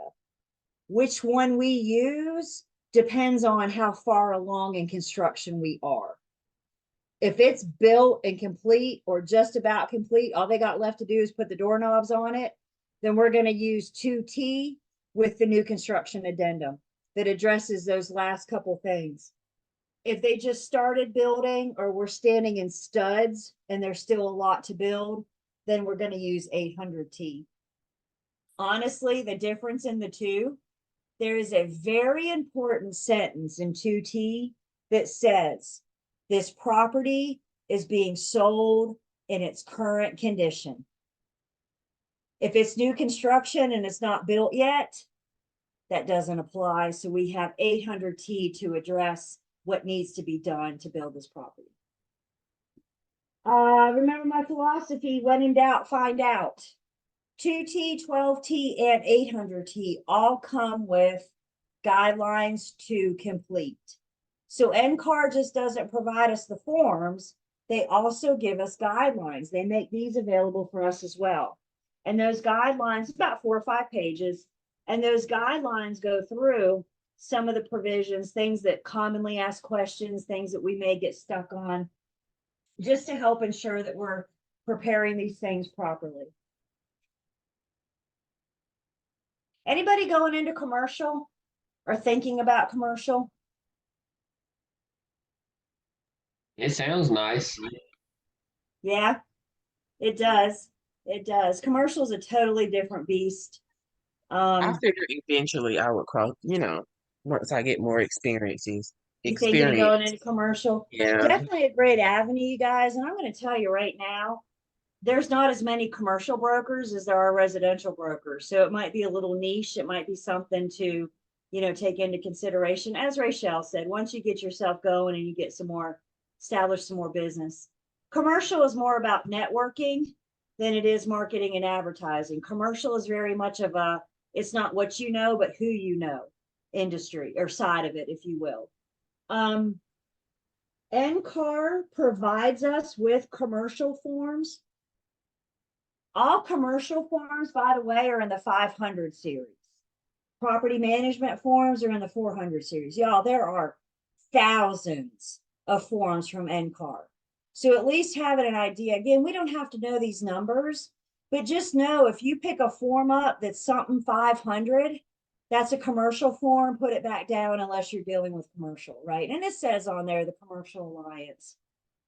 So in the commercial section of it, the contract provided to us by NCAR is Form 580T. It's the Agreement for Purchase and Sale of Real Property.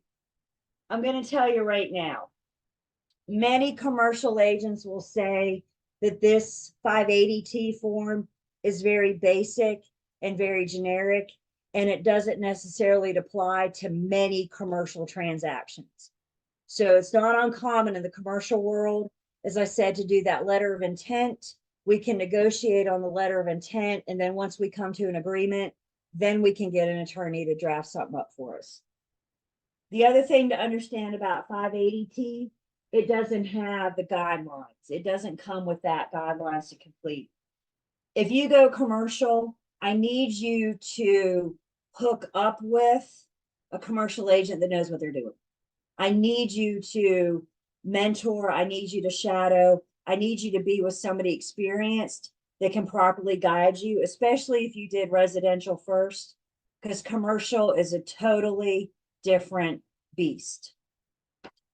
I don't have much experience in commercial, I'll be honest.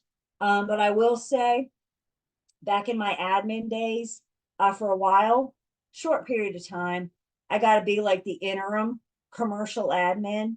And I was thrown into a whole new world. I thought, oh, it's commercial. How much different can it be? It can be so much different. So I'm not trying to deter anybody, but I'm just trying to be very real with you. If this is where you go and if this is your direction, you need to make sure that you're, like I said, hooking up with somebody good that knows what they're doing, that's willing to guide you through. I heard like the commercial. I think somebody had told me something. It may have been a story from one of the instructors about somebody that was doing commercial. They gave residential a try, and they thought residential was too hard. Because they started in commercial. I guess they didn't know no better. Yeah. Isn't that something? I do know agents that do both. I do know agents that do residential and commercial. Don't limit yourself. It's going to have to be up to your firm, if your firm will allow you to practice commercial or not. But yeah, I know agents that do both. You just need to be very careful that you know what hat you're wearing right now, you know how to proceed, how to continue. So these are the contracts, the sales contracts from NCAR. Don't get overwhelmed. Everybody take a big deep breath with me. You ready? This is a list of some of the more commonly used addenda. Now, we're going to talk about all of these, and you don't have to know all of these, but this just kind of shows us some of the addenda to the sales contract, to 2T, that we may come across. Some of these we will talk about next week when we look at our forms. But I think it's safe to say the reason I put this up here again is not to overwhelm anybody, but I think this illustrates when I say there's a good chance that we have a form for that. And again, this helps reduce our temptation to draft. So before if you have a situation and you need a form, you need information, start with NCAR. They very well may have a form for that. So we'll see most of these, not all of these, but we'll go through these next week when we look at our forms.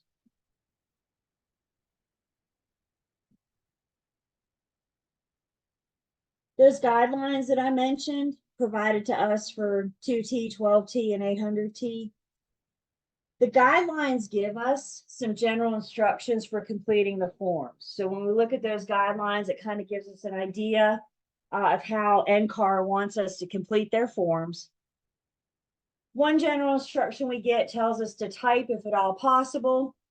Otherwise, print legibly in ink, not pencil, not purple crayon, but in ink. It's 2024. We should be able to type, but what if?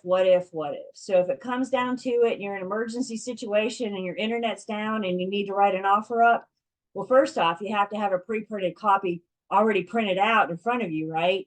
So you can do this. But just for a general rule of thumb, type if possible. If you must put paper or pen to paper, make sure it's ink.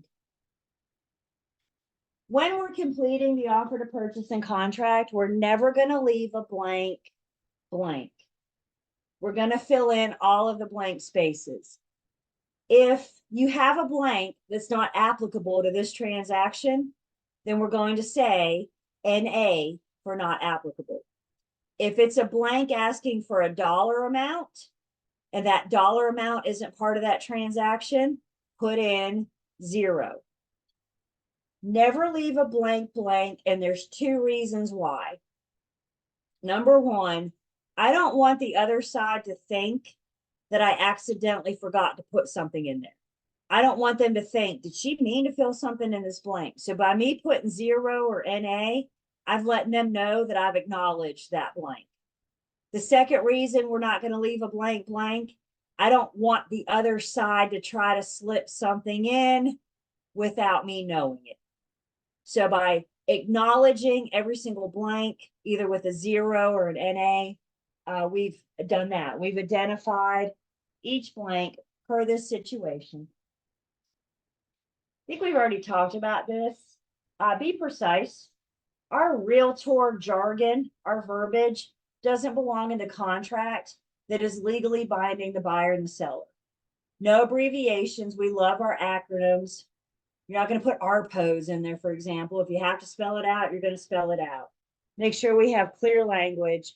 Again, you guys, what we're looking to do here is, should the parties get a wild hair and choose to pick up the contract and read it, they need to be able to understand what we put in on their behalf. So be precise, be clear.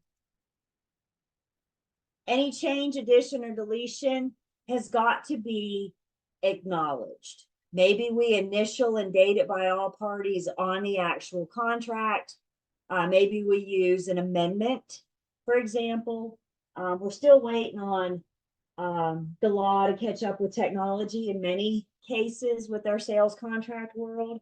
So what I say here is that any change, addition, or deletion, it may not be on the contract itself, but it needs to be acknowledged somewhere in writing. So maybe we have an amendment, for example. If we are making these changes on the contract, after a while, the changes might get hard to read. So if it gets to the point where we can't make it out, then we're encouraged to draw up a new one. So we have that revised forms. And then you guys have already promised me that you're going to go over these contract provisions with the parties because I'm telling you right now, they're not reading. So we want to make sure that we have these conversations with them so they understand what they're signing. They know what they're getting themselves into. And when we look at our contract next week, we're going to see that it's broken down for a reason. So there's sections just about the buyer. There's sections just about the seller. And that helps us when we're reviewing the contract, depending on who we're talking to. I'm going to put more emphasis on the buyer sections when I'm working with my buyer, more emphasis on the seller sections when I'm working with my sellers. So reviewing these contract provisions, not just the contract, but the addenda as well.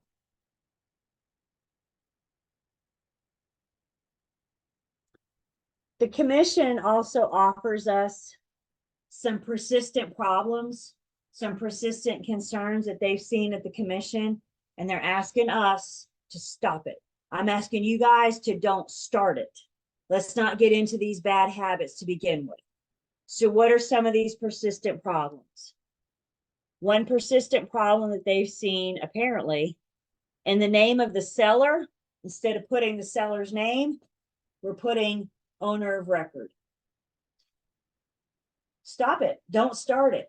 We need to put in the seller's full legal name. Don't put owner of record. I mean, really, that just shows, can you not be bothered to look the deed up? If you can't be bothered to look the deed up to get the name of the seller, why are we out there representing buyers and sellers to begin with? It makes us look lazy, doesn't it? The deed is public record. Can we not get it and get the names? Yeah, that's what we should be putting in. Please don't put in owner of record. I do see owner of record in MLS often, but I'm not talking about MLS. I'm talking about the sales contract.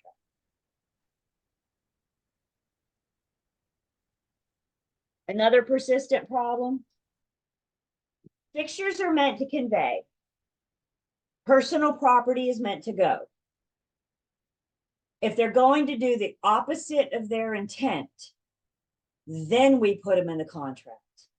But what's happening is we have a whole fixture list, things that convey, and for some reason we're adding them too. So now that fixture is in there twice.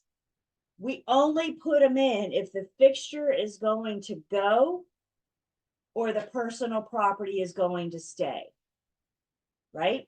That's their job anyway. So unless they're going to do the opposite of their intent, there's no need to put it in. It's just redundant. Defining critical dates. When we're doing due diligence dates and settlement dates, we need to put in a specific date. I got a couple exceptions to that, and we'll talk about that next week. But for the most part, we need to put in a specific date. Please don't put in that due diligence is 15 days from the effective date. People don't count days. Everybody counts days differently. And if you say 15 days, I could count that differently than what you're saying, right? So just be precise. If you want due diligence to be for 15 days, then go to your calendar and count 1, 2, 3 until you get to that 15th day and put that precise date in. Were we just talking about that last night, Dakota? Hey, as far as, I don't think we talked about this. I can't recall. But as far as this right here goes, I've personally been advised, and ever since I have been, I've been doing 21 days from effective date due to the fact if the other side doesn't sign for 5 days, they just lost 5 days of their due diligence because it's not effective contracting at the moment. So I'm going to say that comes from your BIC. And if that's what your BIC advises you to do, then, follow your BIC. We're just saying that the commission wants to be sure that we know what that date is. How do you feel about it? Don't you? I feel like it's best interest of your buyer client to do that, where they don't lose out on something in case there's an issue with the other party signing it fast enough. I guess I've not come across that. But you're right. You could get people delaying you. You could get people ghosting you. Again, one of my contracts had 4 people. You're going to follow what your BIC suggests that you do. Yeah. One of the contracts had 4 sellers, and one seller was stubborn on one of mine as well. So it took an extra 4 days to get his signature. See, yeah, that's just sad that happens. But you're right. That happens. We don't have everybody understanding our sense of urgency. right? We're moving, we gotta go, we need everybody to sign. So like I said, I'm never gonna challenge your BIC. If that's what your BIC's telling you to do, then by all means. But just make sure we're clear, what that is. And once we go under contract, I may even, maybe you suggest shooting an email that says 21 days from the effective date is May 21st, or you know what I'm Yeah. saying? So We- that we- we all know what Yeah. that date is. We clear it up once we get that date. We do a Google form that goes in, and that Google form goes into Sky Slope and all that, so it gets Perfect. cleared up after that. Yes, ma'am. So you do define it, you just don't do it. Yeah, yeah. Again, that's that. And guys, we're always going to do what our BIC tells us to do, right? So absolutely, whatever the BIC suggests. The last, or no, another persistent problem. I don't understand this one. Why are we not timely presenting offers? Why are we sitting on offers? I guess to Dakota's point, why aren't we signing contracts? Why aren't we, agents, timely present your offers? We have a duty to present all offers immediately, but no later than 3 days, right? Why are we sitting on these offers? Do we not understand how this works? I don't get paid until it closes. It can't close until it goes under contract. We're not going under contract until I present the offer. Don't sit on offers. I don't understand why this is a problem. I really don't. I'm open for suggestions here, but present the offers if you want to get paid. My soapbox for the night. One of my soapboxes for the night. I could get on several more if y'all really want to. The last persistent problem is that due diligence repair negotiations that we talked about. Again, due diligence repairs and negotiations. The repairs have to be agreed upon in writing and signed while we're still in due diligence. We have to have the seller's commitment to do any agreed upon repairs. If the seller's unwilling to sign, I would question their commitment. I would question their sincerity. If they're going to do the repairs, get them to sign. We got to get that signed while we're still in due diligence. The repairs themselves don't have to be complete until prior to settlement or whatever the parties agree to. Questions on our persistent problems, and thank you, Dakota, for bringing up that critical dates. It's a great point. It's a great point. Like I said, not everybody understands our sense of urgency, do they? So trying to keep this ball rolling. Right. To the point right here, though, it does turn into a critical date, because once we get the effective date, like I said, we go into Google Forms and that gets all uploaded to Sky Slope and everything. So now we're all on the same page as of to the specifics. It amazes me how everybody can count days differently, so this way it could clear up, it could avoid any confusion. Thank you. I've been counting them one by one, but I've also recently put a bookmark on a calendar counting thing where I can put the date, and then I can put however many days, months, whatever, and it gives me the exact date. Like if I put 21, it gives me 21 days from the date that I select. Nice. So it helps out a little bit instead of frying all your brain you make cells. sure that it's right. God love the internet. What did we do before the internet? Stuff like that. We actually had like manually calculate it. Now we just clickety click and it'll tell us what it is. So it's amazing what it can do now, isn't it? What other thoughts, comments, questions do we have?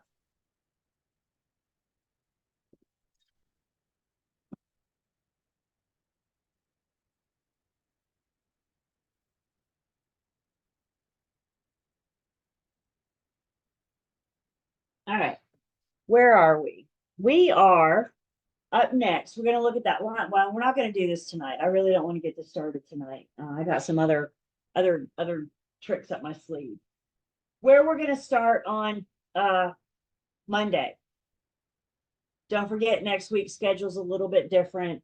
We'll look at that real quick before we go. But where we're going to start on Monday, we're going to start with our line by line review of the offer to purchase and contract specific standard form 2T. We have the guidelines for completing. I'll show you guys where you can access that for 2T. But I also want to point out, if you guys will turn with me in your books to page 330.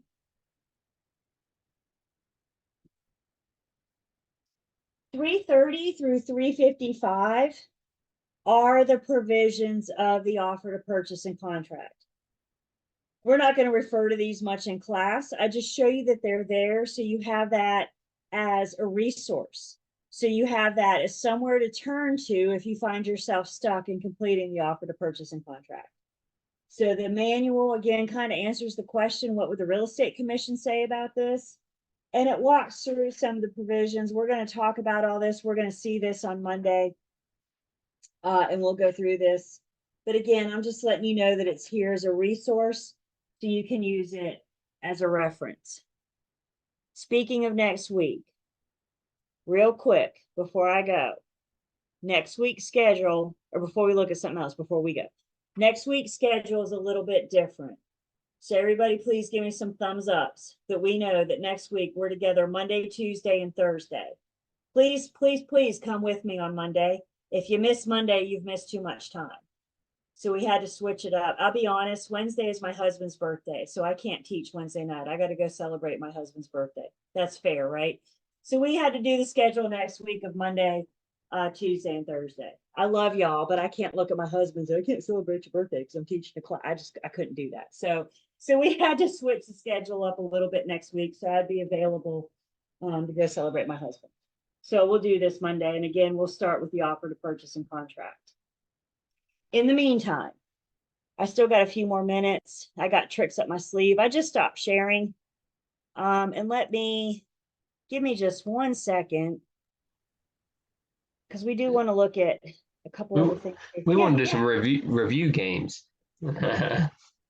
And we're gonna do some. We did those questions the other day. For 10, we'll do 14 on Monday as well. So we can go back. That'd be a good time to go back and refresh 14. Let's see.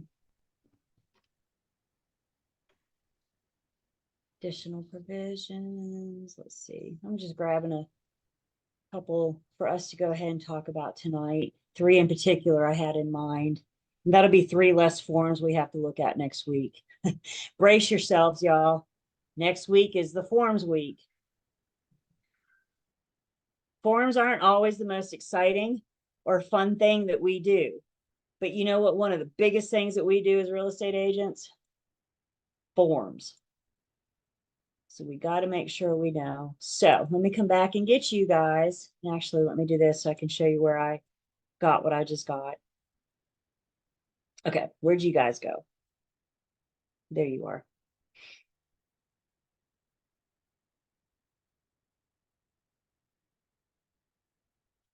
Okay. So first off, the forms. Dakota, you're a realtor, so you already have access to these forms. Me and Rachelle, you're not affiliated yet, so you don't have access to these forms yet.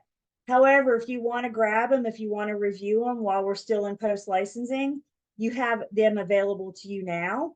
Just know once you affiliate with your firm and you get an NCAR, you're going to have access to all of the forms, all thousands or so of them. So I'm in the online learning system and I'm under the welcome section. And where we're getting most of our forms for this class is the link to post 302 specific forms. And when we click on this, actually where they're taking us is Jane's Google Drive. But a lot of the forms that we're going to look at next week and then some are in this shared drive. So again, you guys that you're not affiliated yet, if you want to grab anything now while it's available to you to look it over, you're welcome to.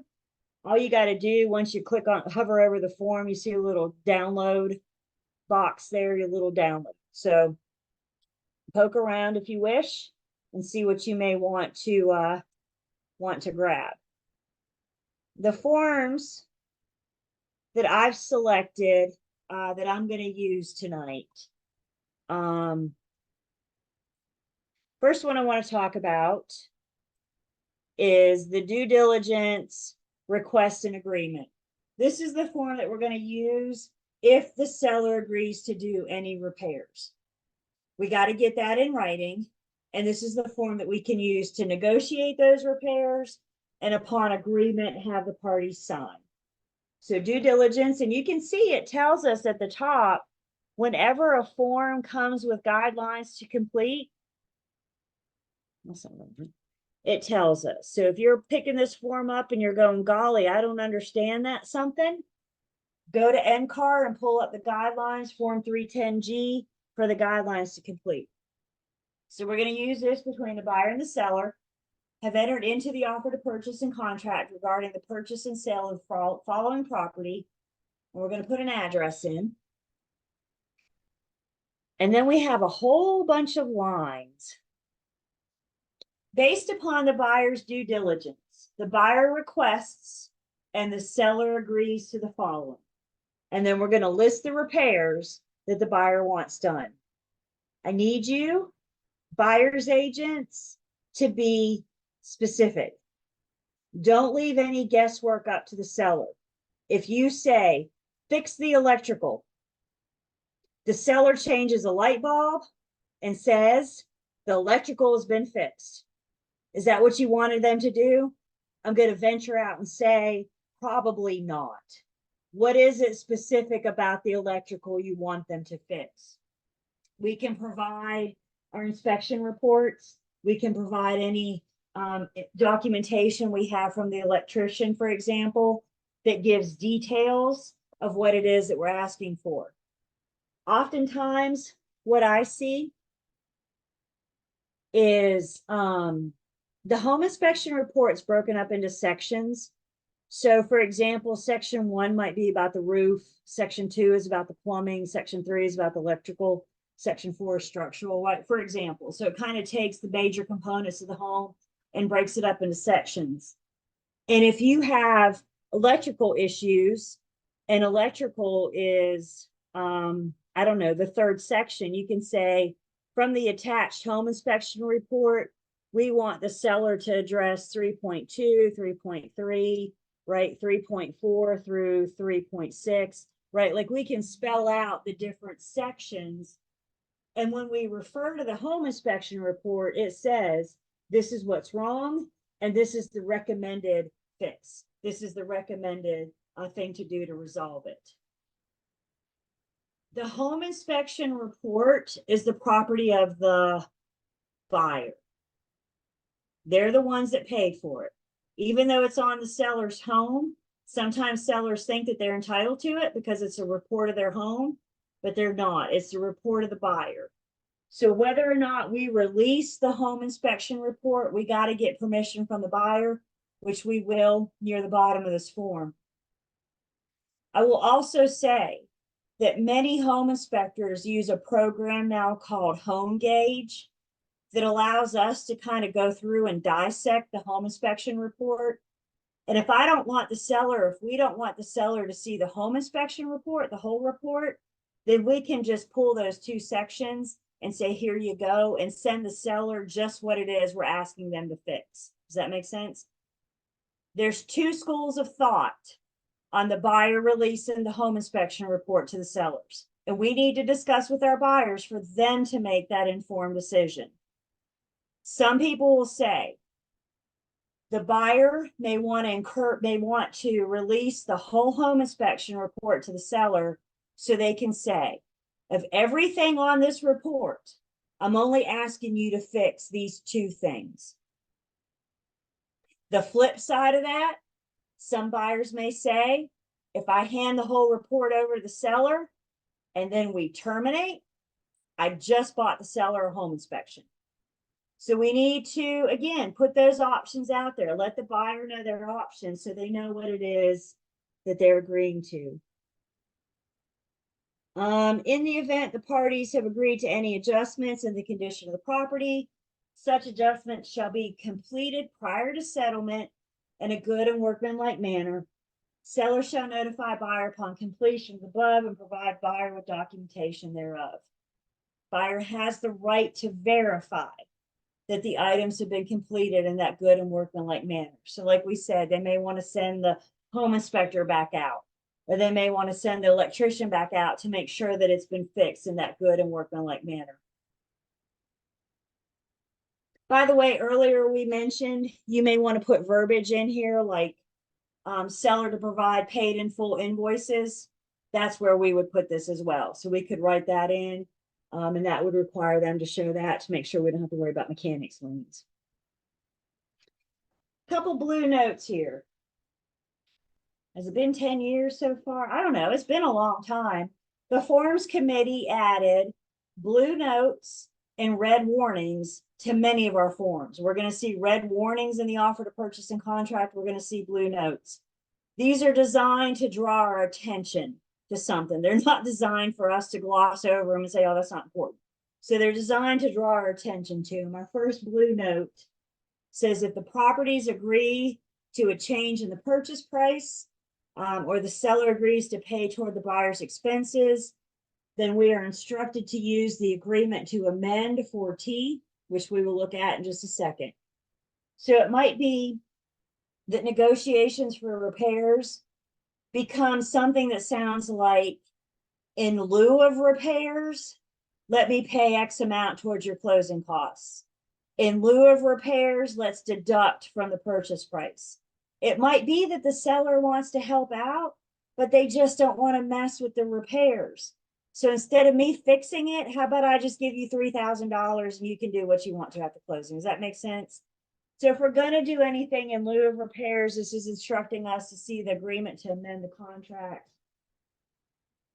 The other blue note, buyer retains the right to conduct due diligence during the period.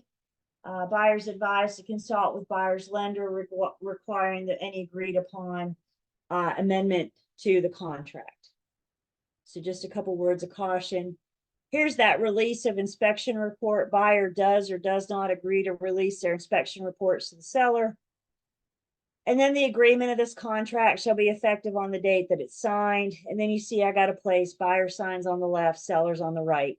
Similar to what we saw on the CD.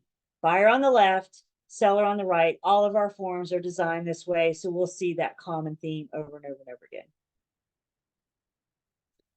Due diligence request and agreement. Questions on this one?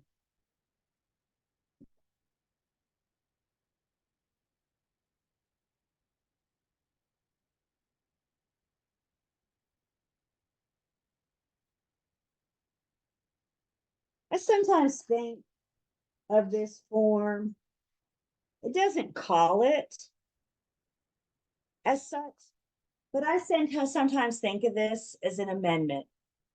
Because what we're amending that very important sentence in our contract that says this property is being sold in its current condition. And if the seller agrees to fix anything, even if all they do is agree to change the light bulb, then the property is no longer being sold in its current condition. The property is being sold subject to these agreed upon repairs. Once the seller signs this, they are contractually obligated to do whatever they have signed here. So important we get this thing signed while we're in due diligence.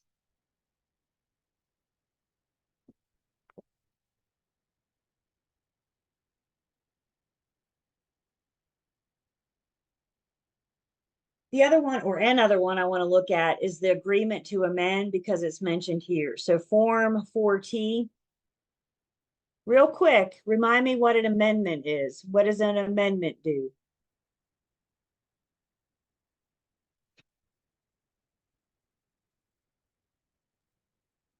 Change. Yeah, an amendment changes. So if we're using this form, we are already under contract. For whatever reason, we've entered into round 2 of negotiations, and the parties have agreed to change the contract. Now, a big upgrade we got from the Forms Committee last year or the year before was they added this amendment number. You might be doing several amendments, and then after a while they get out of whack and you're going, was that the first thing we changed or the third thing we changed? So what they've given us is the ability to say, this is our first amendment, this is our second amendment, this is our third amendment. So we have that paper trail and we can keep track of everything. Here's that big red warning that I mentioned. All parties, including the lender and the settlement agent, must be provided a copy of this agreement. Remember when we went under contract and we sent a copy of the contract to the lender and the closing attorney? Now that we've amended the contract, we need to make sure that we get those changes to the lender and the closing attorney. They need to see this. It could affect those bottom lines. It could affect that closing disclosure. So any amendments need to be provided. Again, this form is between the buyer and the seller regarding the following property. Put the address in. And then you can see here that we have the ability to amend or change pretty much the blanks that we fill in the offer to purchase and contract. Are we renegotiating the purchase price? Did we add earnest money? Are we amending the building deposit, the due diligence fee, the due diligence period?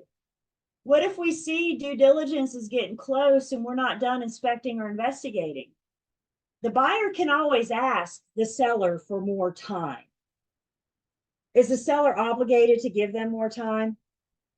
No, but we can ask. What's the worst they can say? No. You know what might make the seller more apt to give you more time? More money. Give them some more money. If you want more time, maybe consider your buyer giving them some more due diligence fee. That might make them more apt to say yes. I don't know their situation. I don't know that they'll take it, but I know money talks. This much I do know. The escrow agent. If for some reason we're changing the escrow agent, guys, we did this a lot in that crazy seller's market because our closing attorneys were so dang busy and everything was just moving so fast that we went under contract with one attorney. Come to find out, couldn't accommodate us. They couldn't work us into their schedule. So we had no choice but to change attorneys. Everybody was running around with their hair all wild and everything, attorneys, settlement agents included. So we might change the escrow agent. If we do, I need the new escrow agent to acknowledge that they now have the earnest money in their possession. We might amend the settlement date. Remember, we said earlier, I got a 7-day delay built into the contract. If we don't think we're going to close within that 7 days, we might be able to renegotiate the settlement date. Again, the buyer can always ask, is the seller obligated to renegotiate that settlement date? No, they don't have to, but we can always ask. If we renegotiate the settlement date, we still have a 7-day delay. So if we renegotiate it until May 31st, we still have a 7-day delay, unless you check this box. If you check this box, we no longer have a 7-day delay. We now have, from the new date, a 4-day delay.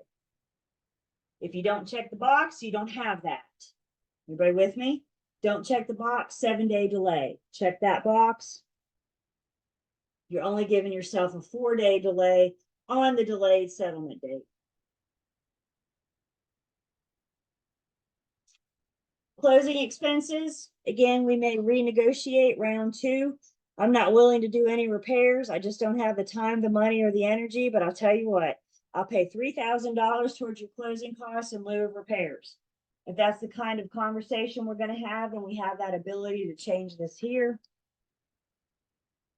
If we're going to add or remove the previously agreed upon home warranty, then we have that ability to change that here as well. Once the parties agree, buyer signs on the left, seller signs on the right. Agreement to amend the contract. We're already under contract. For whatever reason, we got to change something. Questions on this?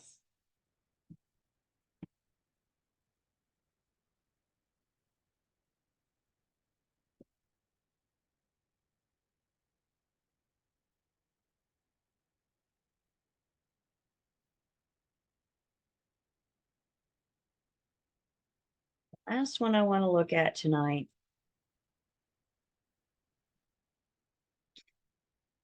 is the additional provisions addendum. Who can remind me what an addendum does? To do something, What was that? to do something or add something. That's right. You guys see the word addendum? What I really want you to see is the word add. An addendum adds to the offer, and upon acceptance, it adds to the contract. Yeah. We actually did one of these on one of those contracts because they just my clients wanted it in writing. There's a lot of old junk cars and scrap cars all over. Yep. Is this Yep. the only? I was just wanting to ask the question: is this the only spot, or there's nowhere in the offer to purchase we could put it? We had to do this, correct? That's why it's an addendum. That's right. And in Dakota, to your point, I'm not surprised if you've already, what, 3 contracts? And I'm not surprised you've already used this, because this addenda, I believe, is our most commonly used addenda. This is the one that we see the most often. The provisions in the additional provisions addendum are like popular, but they're not popular enough to make it to the offer to purchase and contract yet. That's what I was about to say. It would kind of make sense just to have a little spot on the offer to purchase this, so you didn't have to have this other contract. They're not that common yet. Maybe Yeah. one day.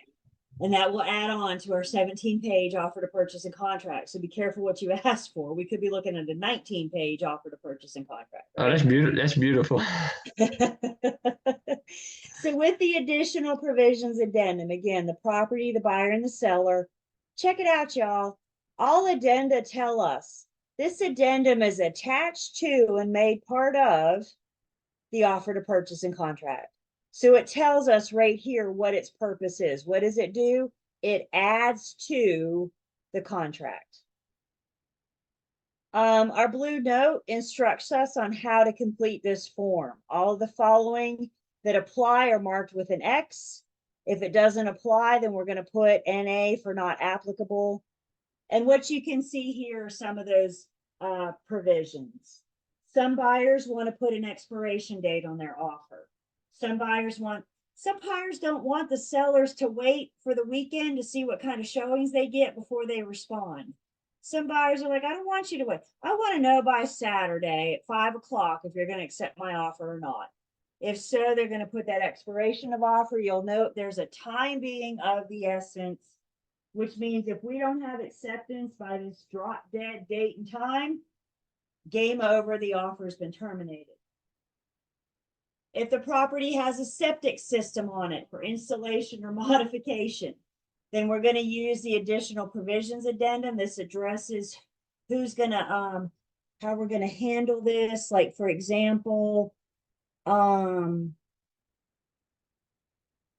what type of system are we getting, a conventional system or other, a ground absorption system for a how many bedroom home. What does the permit tell us how many bedrooms it is?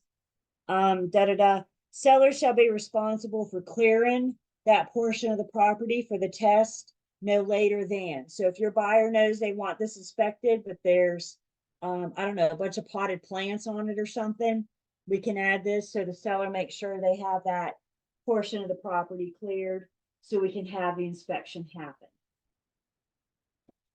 We talked about this earlier. I mentioned this. Our additional provisions addendum gives us the opportunity for the buyer and the seller to talk about the rental, income, and investment properties.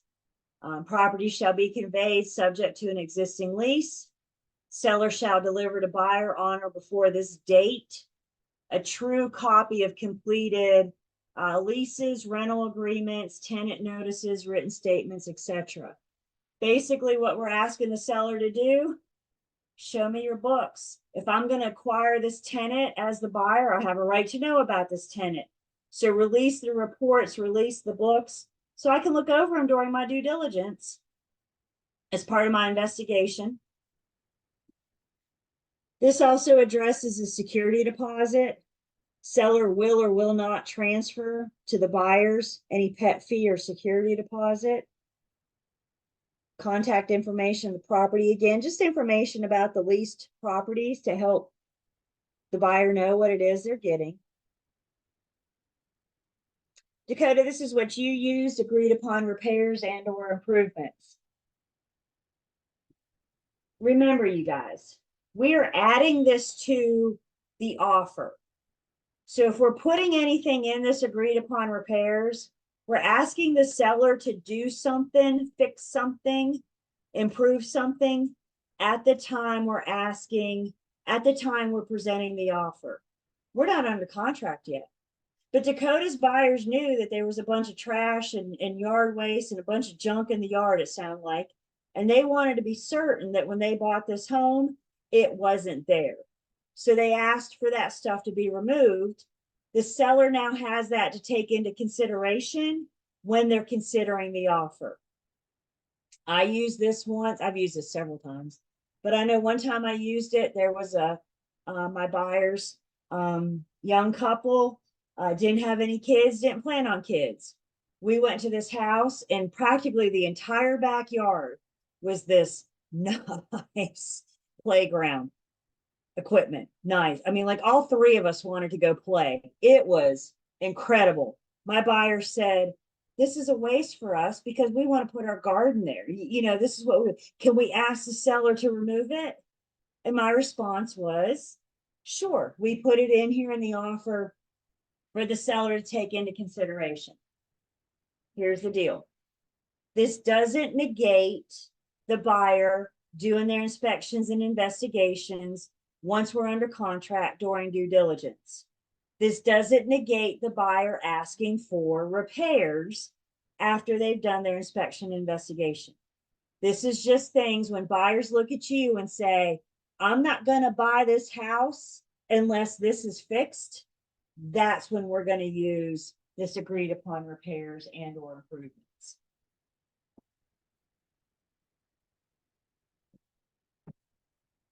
I had a post licensing student once. He was down in the Fayetteville area.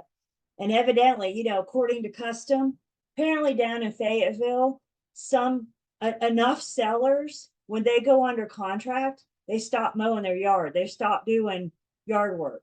And we could be under contract for 6 weeks. And I don't know if we know what a yard looks like that hasn't been mowed in 6 weeks, but it can get pretty overgrown pretty quickly, right? And so this guy started using this to request the sellers to maintain the yard through settlement. I was like, good for you. I was like, if that's a common enough thing in your area, that's a good way to protect your buyers. Again, we know about these repairs or improvements. I would look out for verbiage like, I'm not buying this house if that's not fixed. I'm not buying this house if that's not addressed. And that's what cues us to use this form. Is there a manufactured or mobile home on the property? If so, we're going to include that information. If there's a pool or a spa on a property that needs to be inspected off season. So if it's an outdoor pool, it's been winterized. We need to get it on winterized so it can be inspected. If we have an outdoor spa or a hot tub and it's January, it may not be in operation. So we need to get it operable. That addresses that. And then new to our additional provisions addendum is off-site and or separate septic lot, boat slip, garage parking space, or storage unit. If you have a storage unit, or how about a boat slip, you live across the street from the lake, you can access the boat slip, but it's not directly on your property. So anything off-site like that, that's addressing that here, making sure we understand what's up with that. Is it HOA owned, seller owned, etc. Buyer signs on the left, seller signs on the right. Additional provisions addendum. And I like talking about these two. Again, let's make sure we see this. Agreed upon repairs are with the addendum that we're presenting with the offer. Due diligence request and agreement is what we're presenting after we've done our inspections and investigations. We're asking the seller to amend that one sentence: this property is being sold in its current condition.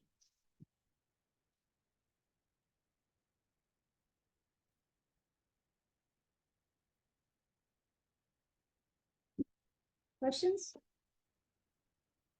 Comments? Concerns? Thoughts on life?